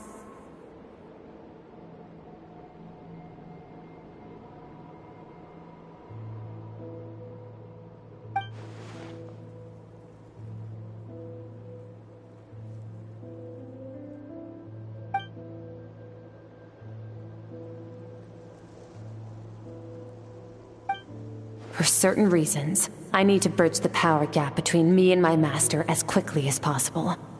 But first, I need to understand the source of his strength. To do that, I need to follow in his footsteps, walk the path he once walked, and somewhere along the way, I'll find out how to defeat him. That is my sole focus. I'll let you in on a little secret. The real Sertology is terrifying. The scope of his power is impossible to understand until you experience it firsthand. It is absolute. The power to crush all things. Shall we keep going? Let's...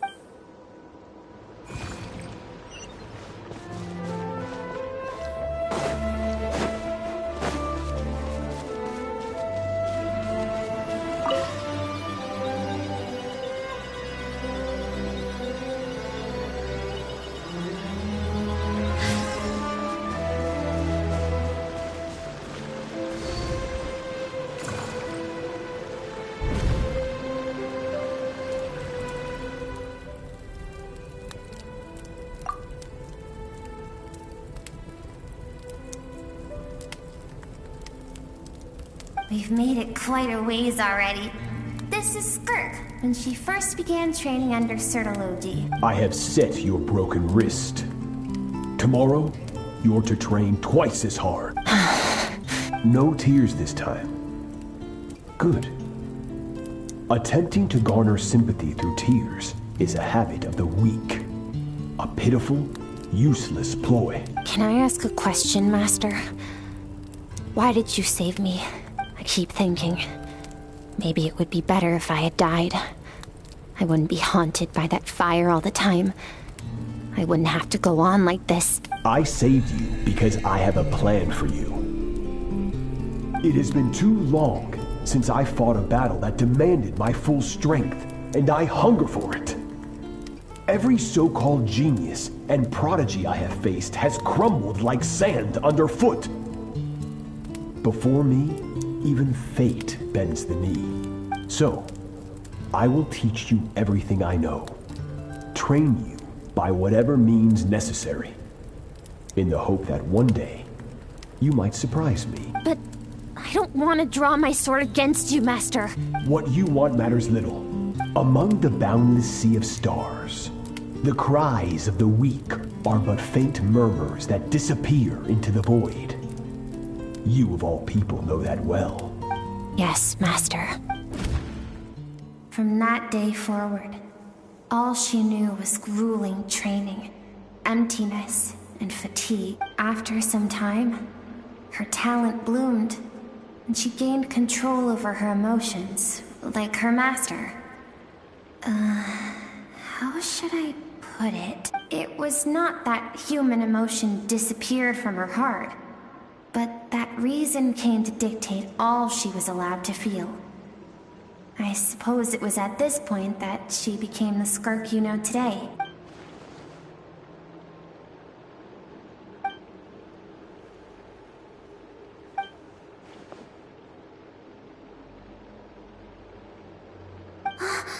We're nearly... I almost don't want to reach the end.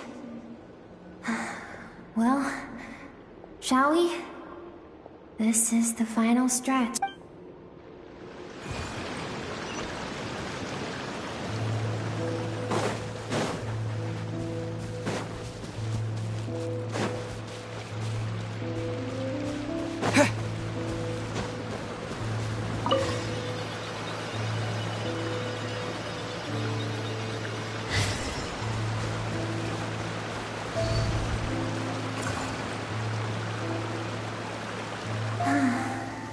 These are Skirk's happiest memories. What a simple and carefree time it was. Wisps of clouds dotted the sky. The sun bathed everything in golden light. And when song filled the air, not even the shyest of flowers could resist swaying along. This is Skirk's homeland. She was so curious about everything as a child. Always skipping school to go exploring instead. There was so much to discover. The treasures at the bottom of the sea. The secrets beyond the stars. And that merchant ship packed with adults wearing those strange clothes. Yes, the ship. That was the beginning of the end. It was a spaceship. When it arrived, the people that disembarked wore smiles on their faces and spoke of friendship. They claimed to be merchants from a neighboring planet, looking to establish trade.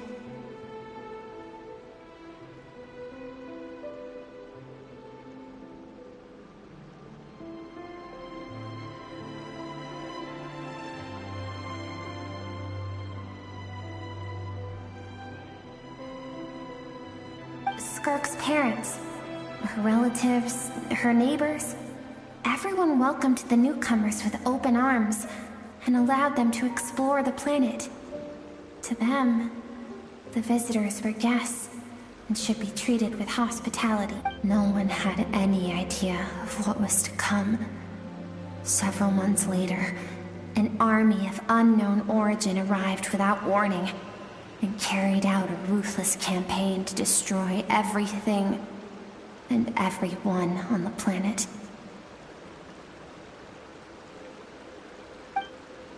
Skirk had skipped school that day, like so many times before, so she was not caught in the immediate wave of destruction.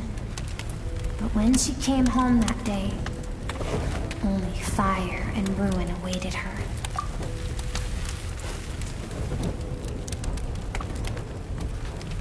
Countless people cried out to her for help. People she knew and loved. Friends and relatives. The little girl who lived next door. The shop owner with the bad leg. The bad-tempered teacher she had made fun of just that morning. Their lives were discarded like worthless trash as the fire consumed one life after another. Skirk was helpless. All she could do was run. And so she did. She kept running until an unexpected figure crossed her path. If Sertology hadn't been there in that moment, the fire would have claimed her life too.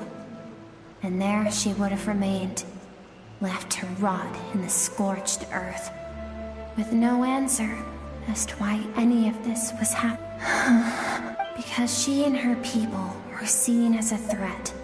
As the initial merchant ship explored the planet, they discovered that it hadn't always had the condition to support life. Yet there was evidence of human activity, even during the periods of extreme heat or cold in the past.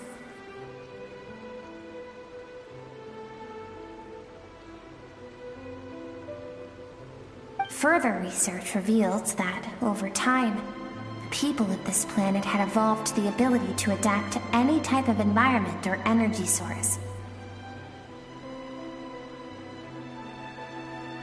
For that reason, the outsiders viewed them as a potential threat, and decided to eliminate them before the threat could rear its head.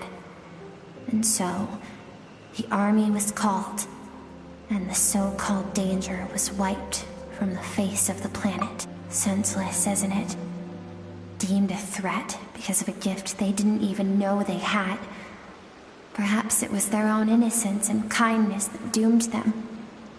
But in the end, that was lost to the blazes. If those with power get to decide good and evil, then all you can trust in is the sword in your hand.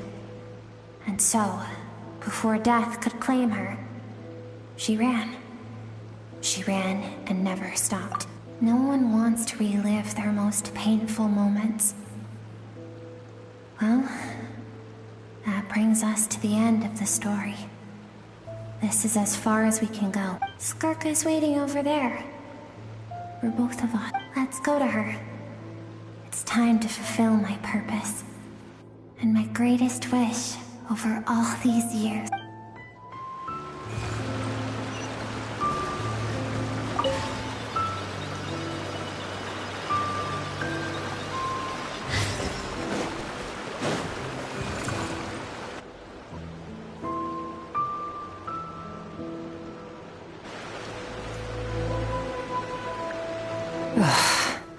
So all this, just so you could bring him here. I have things to say to you.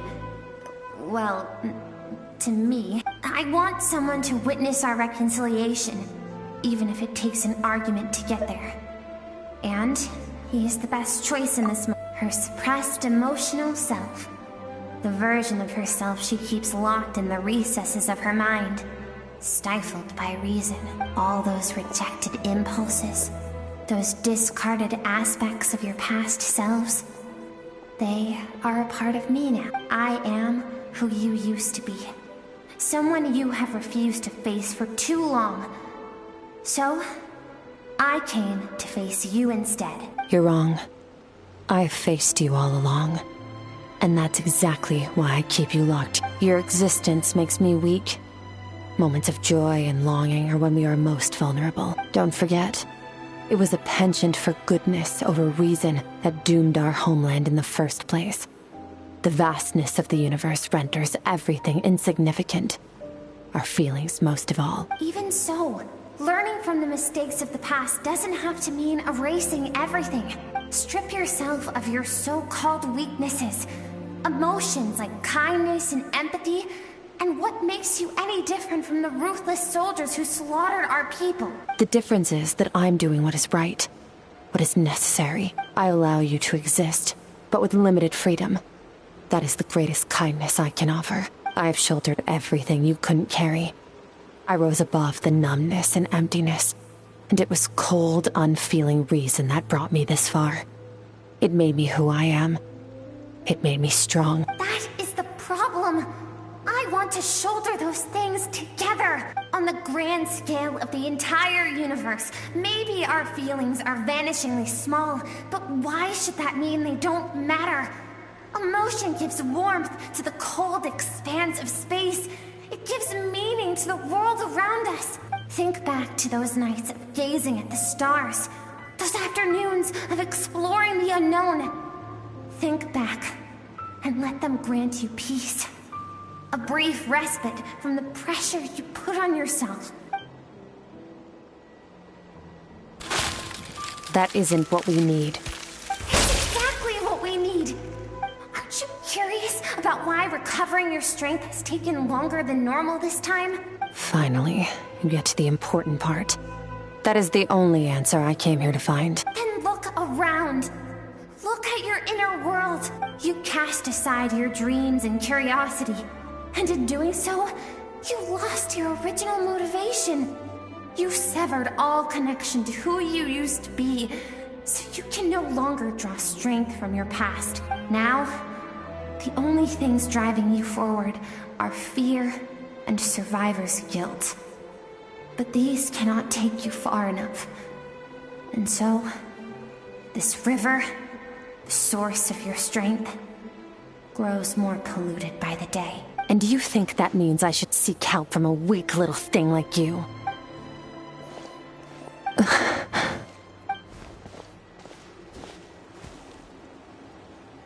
Thank you for saying that.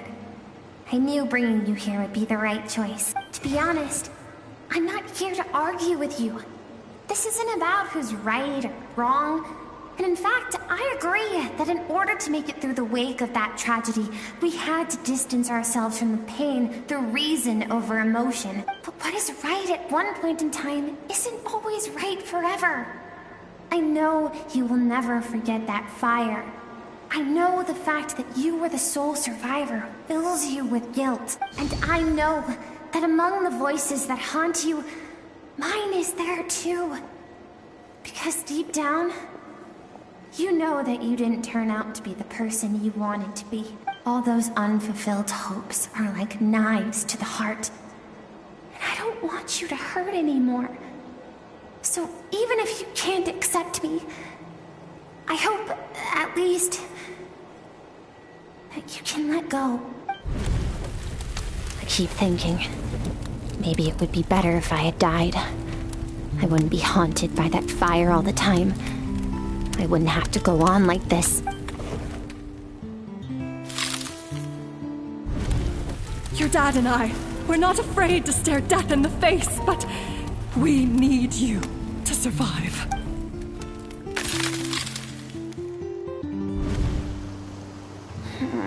I'm sick of being a kid.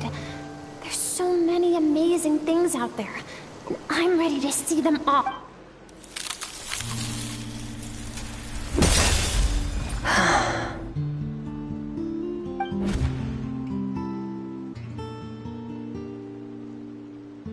I remember. There was a song Mom and Dad always sang when we went out to fetch water. Dancing water. The sand along your path is begging for your song and movement. Will you carry this burden with you on your journey? I am not the dancing water, and you are not the burdensome sand. But if this is your wish, then I will carry you with me until the end.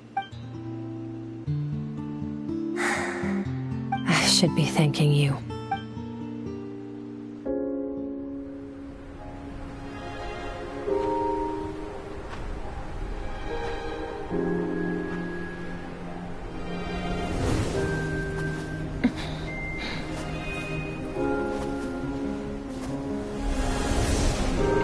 Run, Skirk, run!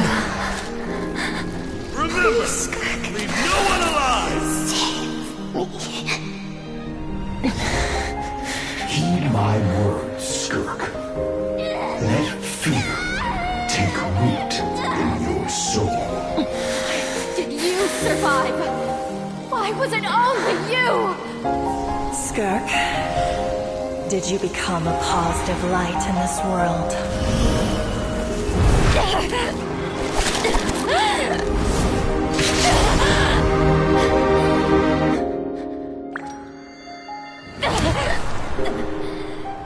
Hey, this doesn't have to be the end.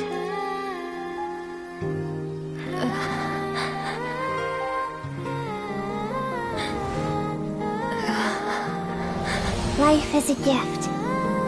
Don't let darkness claim it.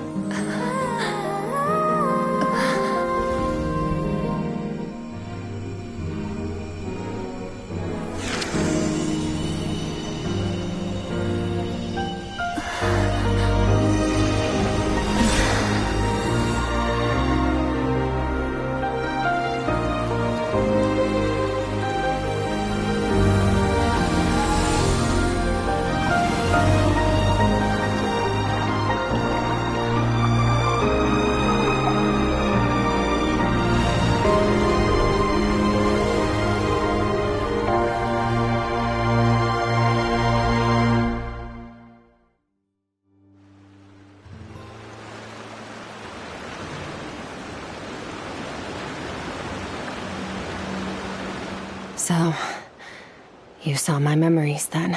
I once asked my master if survival of the strongest was the law of the universe. He said no. But in a world without order, those with no moral boundaries tend to be the ones who survive.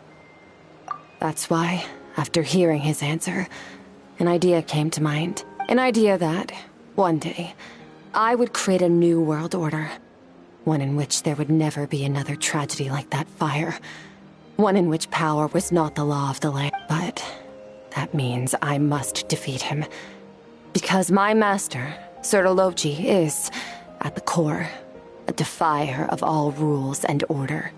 Yes, and not just because of the gap in our abilities, but also because I have no reason to see him as an enemy. Although his decision to train me was not made out of kindness, he did everything a master should.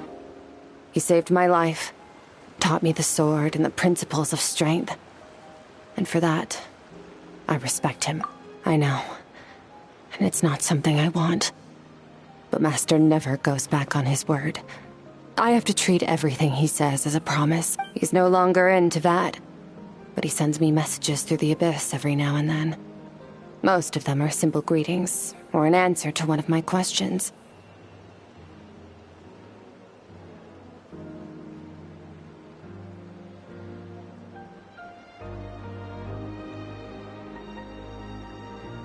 Every time I hear from him, my heart skips a beat. And I wonder if this is the moment where he'll finally appear before me and tear down everything I've built to pieces. Maybe that means I do live in eternal fear, just like he said. Yes, I respect him, but I'm also afraid of him. And for that reason, the pursuit of strength consumes every moment of my life. I don't know what Master has planned, but I have to be ready. Help me? Why? This isn't your fight.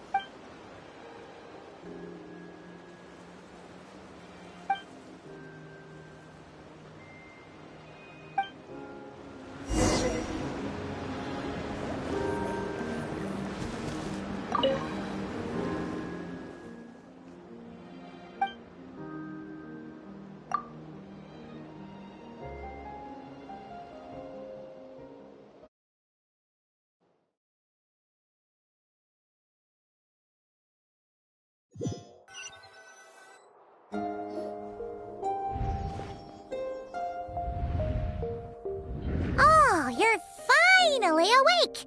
Honestly, Paimon was gone for like 2 seconds and then she comes back and finds you both unconscious? Oh, you scared Paimon half to death. You're both okay, right? What does it look like? Only water from the source can cleanse the rot and filth that flows from the past into the future. I taught you to incorporate the experiences from your journey into how you fight. I suppose what happened today will become an inseparable part of who I am. Okay, so Paimon feels like she's missing some important, but whatever. Paimon brought back tons of delicious snacks! Let's dig in! All right, it's about time we finished what we started. We're gonna deal with this thief for good, right? This time, I'm not going to tell you to hold back. But having digested even more power in the meantime, he's going to be tougher than before. The good news is, we have no reason to pull our punches this time. So, let's go. Same place as last time.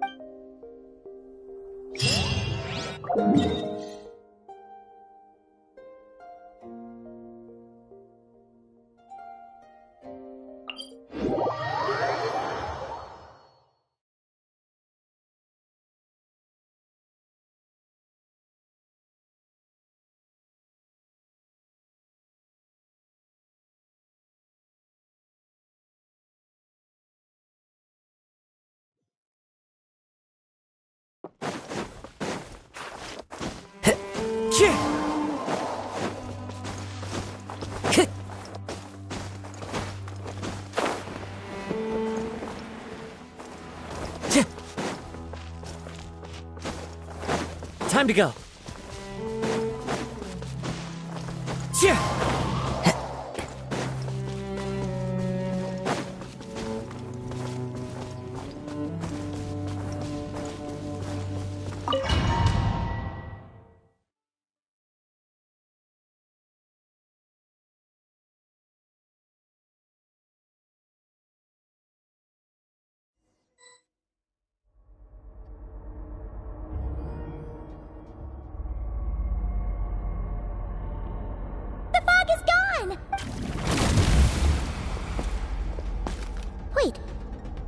the form the all-devouring narwhal changed into?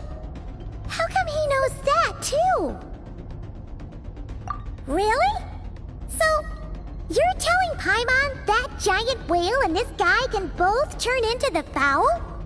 How does that work?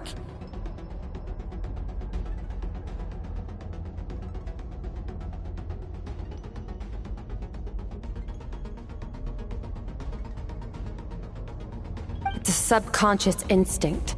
Any intelligent being who longs for his level of strength is bound to mimic his appearance. It's a natural response after encountering someone as powerful as Master.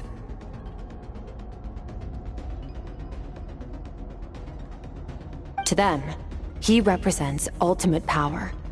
We know the person before us has encountered Master, and we know he stole a portion of my power. So it's not surprising that he would assume this form. Okay.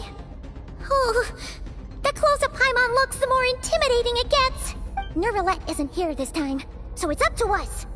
He won't have the nerve to steal again after we're done with him. Let's teach them.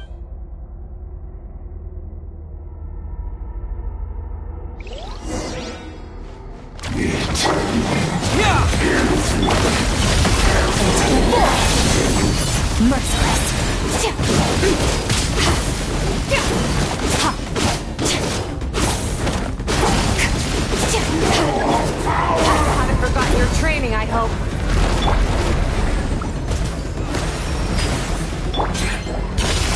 Another star goes out! Merciless.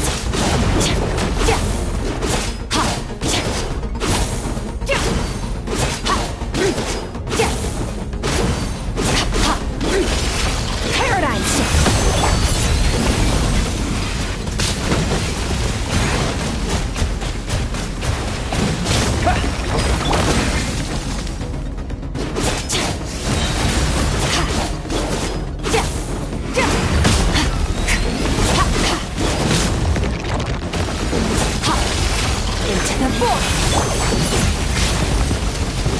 The stars shall be Water his jet! crown.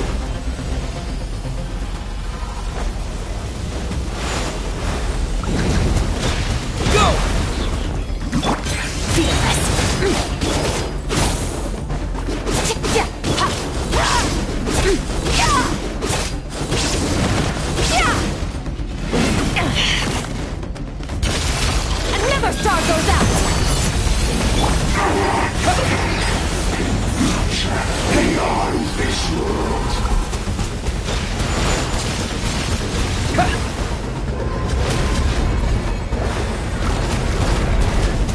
Water jet! Fearless.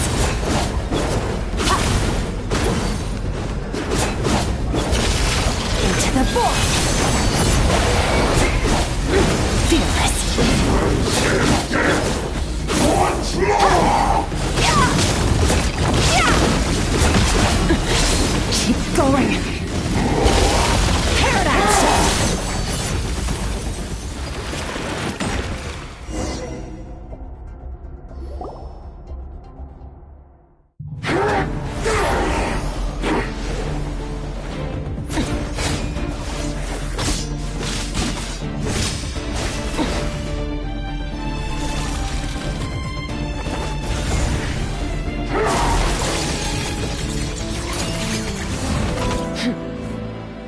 Haven't had enough of my power.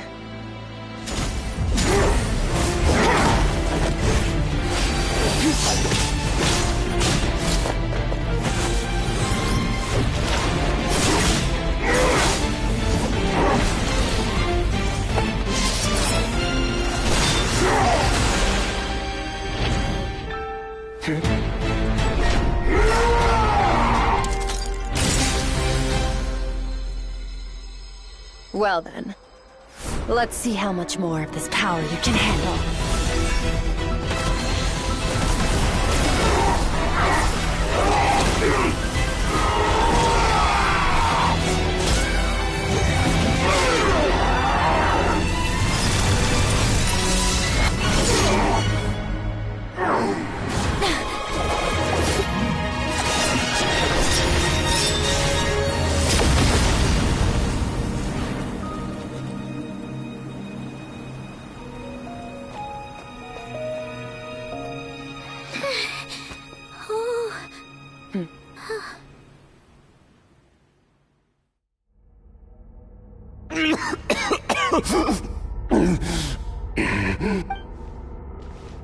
Well, have you come to your senses?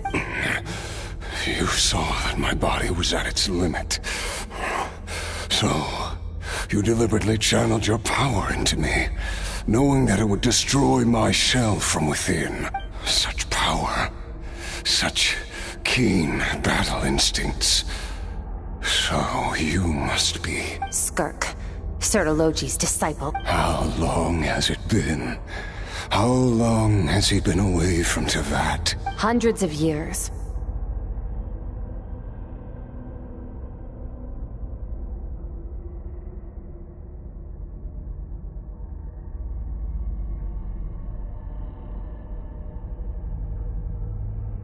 Hundreds?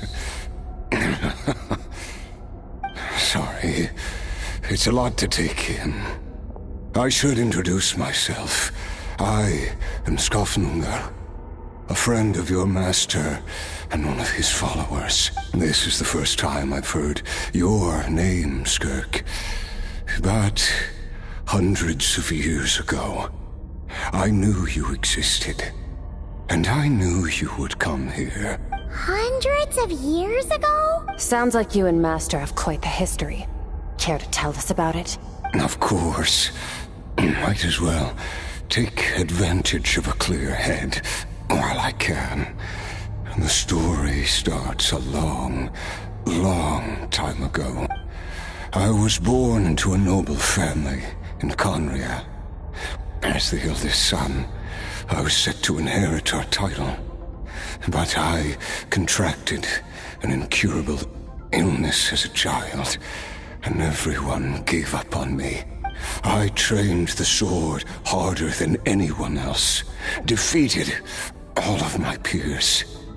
But it was all in vain. When other people looked at me, all I saw in their eyes was pity, or a strange glee in my misfortune. Even my parents were just waiting for me to die. Over time, my heart hardened, and I became aimless. That was the point where I met your master, Sertologi. We were similar in age, but different in background.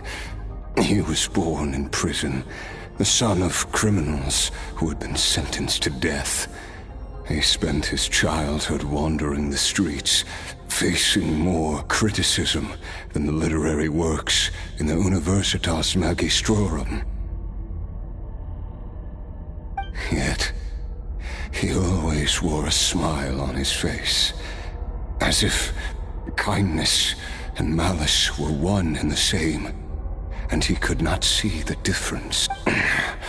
I still remember what he said to me when we first met. You need to fight to survive. Even if it's a losing battle, it should light a fire under you. How can you sit back like this and go down without a fight? That does sound like something he would say. He was the first to acknowledge that I was worth something, and he inspired me to keep going. When we sparred together, it was the first time I'd actually felt the thrill of combat. When I was 10, he stole forbidden research materials and managed to cure my illness. It was like there was nothing in this world he couldn't accomplish. When it came to the human form, he was always intent on pushing the boundaries of possibility. But somewhere along the way, I fell behind. My talents were nothing compared to his, and at some point, I realized he had pulled so far ahead, I was too embarrassed to even ask him to spar. After his grand endeavor was successful, he sought me out and said to me, "This planet no longer holds anything of interest to me, so I'm leaving. But first, I have an offer. I can use a power I have just refined to break the curse of immortality for you."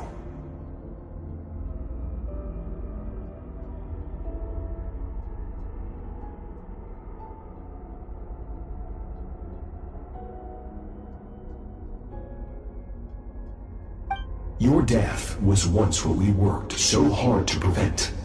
But the immortality you now face is a different kind of pain altogether. I'll pass. Immortality doesn't sound so bad to me.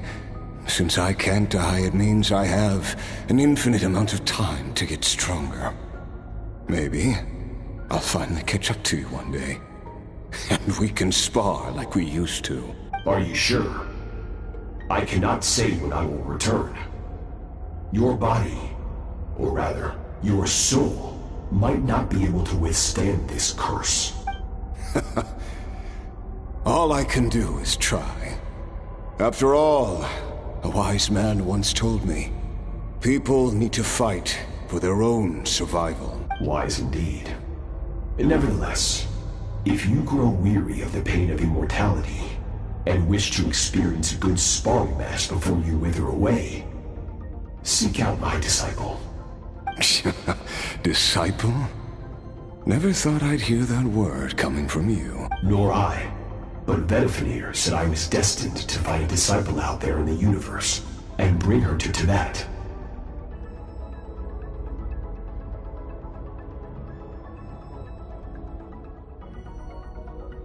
You know as well as I, Vedifenir's prophecies are never wrong. Huh.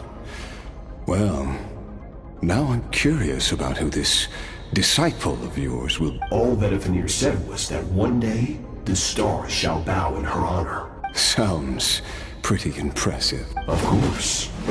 Only the most outstanding people would have the right to become my disciple. Still self-assured as ever, I see. But you're not wrong. I'll be leading them. Oh, and if you are serious about getting stronger, I left you a little gift in the primordial sea. As I've said before, walk whatever path you want.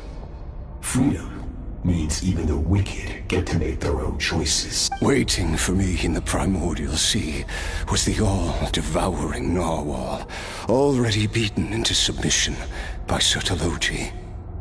In its weakened state, I was able to cut off part of its flesh and sew it into my own heart.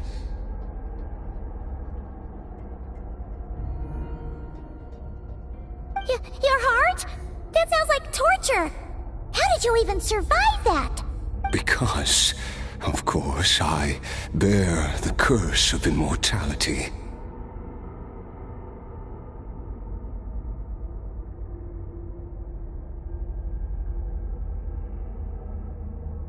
So, you used the curse to turn yourself into a vessel for power. Even with that whale's ability, devouring power like that is not something the human body can withstand. With your body and soul constantly at the breaking point, it was the curse of immortality that sustained you.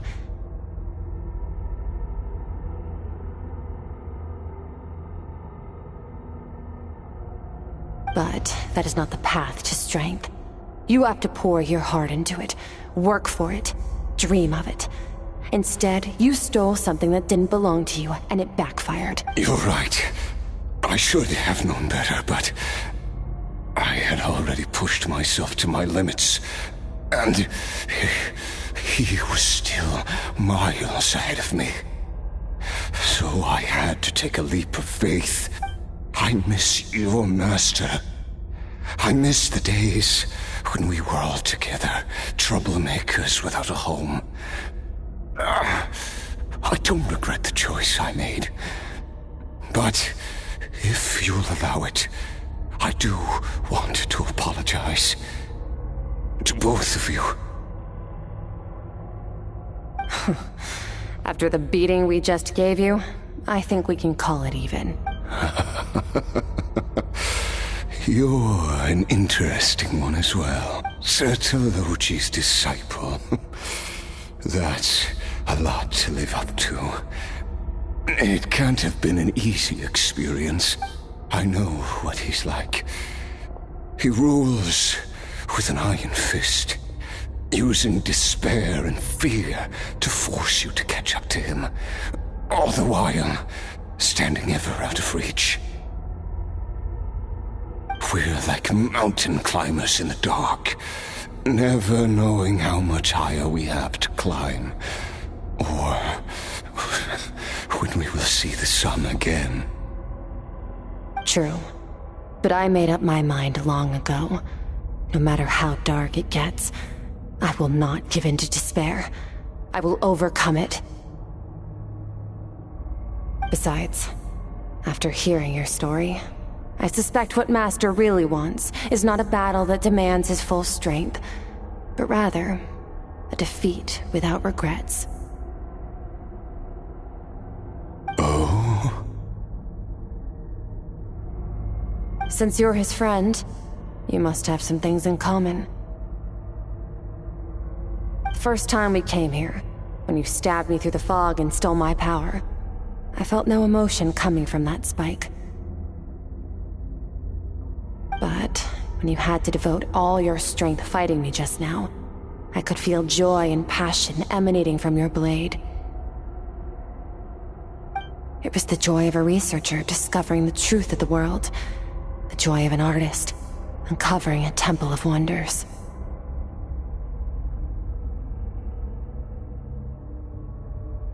Interesting. I'm certain I didn't express those emotions outright, yet you were able to read them from my blade, like a glimpse into my inner world. You're right. That battle brought me an unbridled sense of joy, and my defeat brings me no regret whatsoever. Exactly. I think Master also craves a battle like that. One where his opponent forces him to use all his strength, unlock the extent of his potential, and transcend his own limits. A battle to end all battles. After which, all can come to an end, including, perhaps, his life.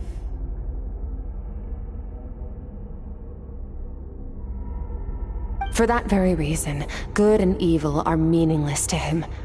He has one purpose, one goal: to complete himself. It's one of the secrets to his strength. Perhaps you're right. Perhaps that is his goal. What a battle that would be. Oh, to witness Are you okay? too many different kinds of power are surging through my body. The curse of immortality allows it all to coexist, but it does not remove the pain.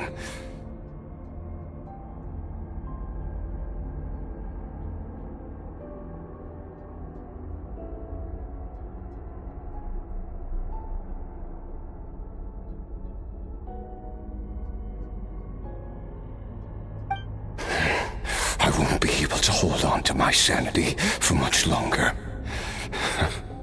What a shame. I would have loved to witness that battle.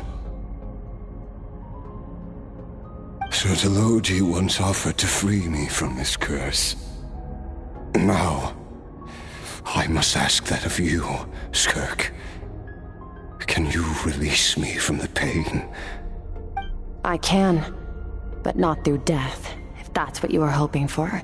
It's not a suitable punishment for your crime. As an alternative, I can take your consciousness, along with all the power you've consumed, and smash it to pieces. The impurities will dissipate, and under the curse of immortality, your mind and body will regenerate. When that process is complete, you will be back to who you were before, no longer tortured by powers you can't control.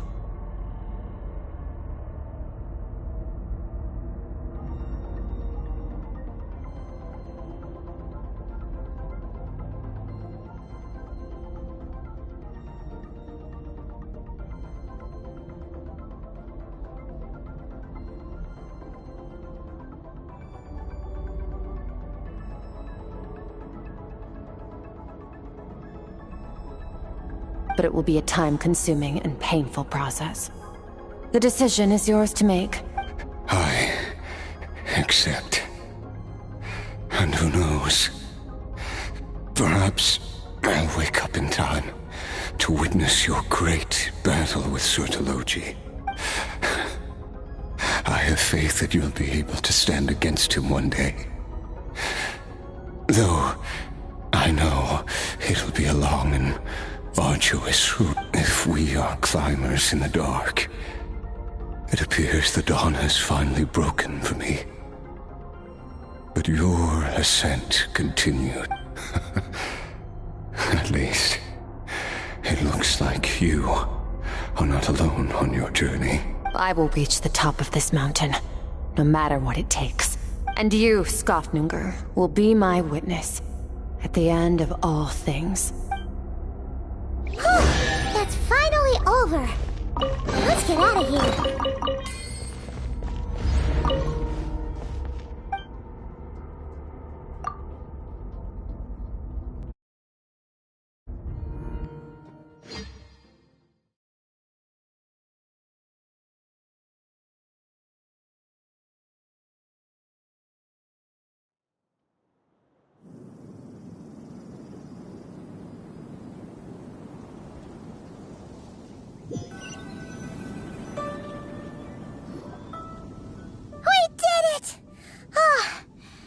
Been a few days, but it feels like forever. Once again, we've proved there's nothing we can't overcome. We're just that... Wow, you sound even more confident than usual. Guess you really have become stronger. Today sure went by fast. It's night already. Oh wait, that reminds Paimon. The stars you mentioned, the ones that died out, are they back now? Yes. The power Skofnunger stole has been returned. So... the stars have regained their light.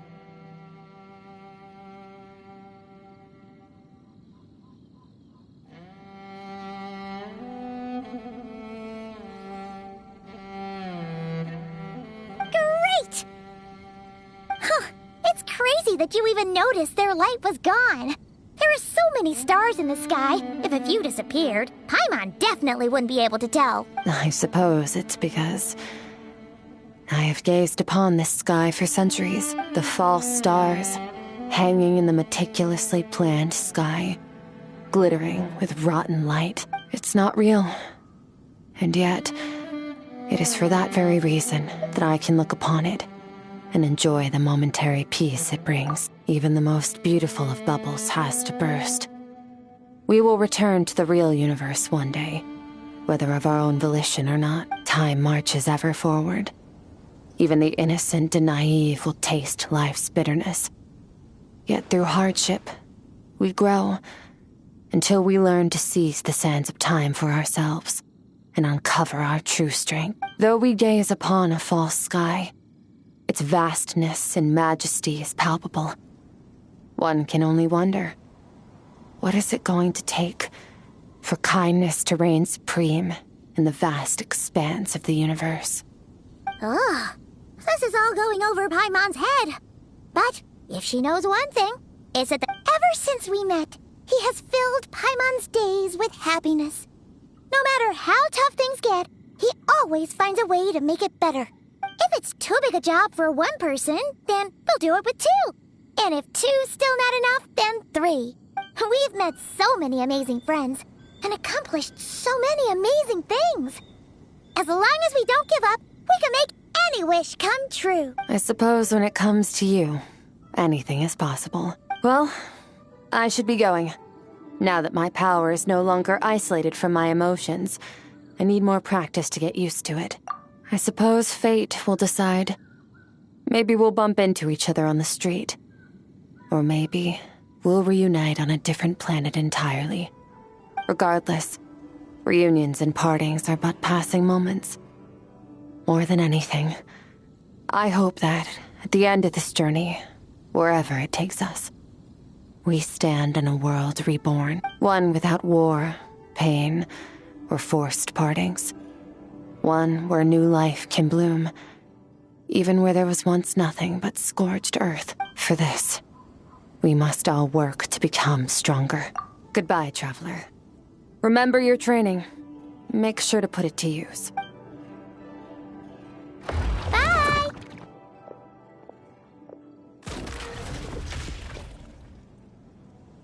Is it just Paimon, or is she being nicer than before? We definitely count as friends after all that, don't you think? Hey, what do you think about camping here tonight? There's nothing quite like sleeping under the stars. Come tomorrow, we can continue our journey. Oh, and since Paimon treated you to that super nice meal at Wanmin Restaurant, it's about time you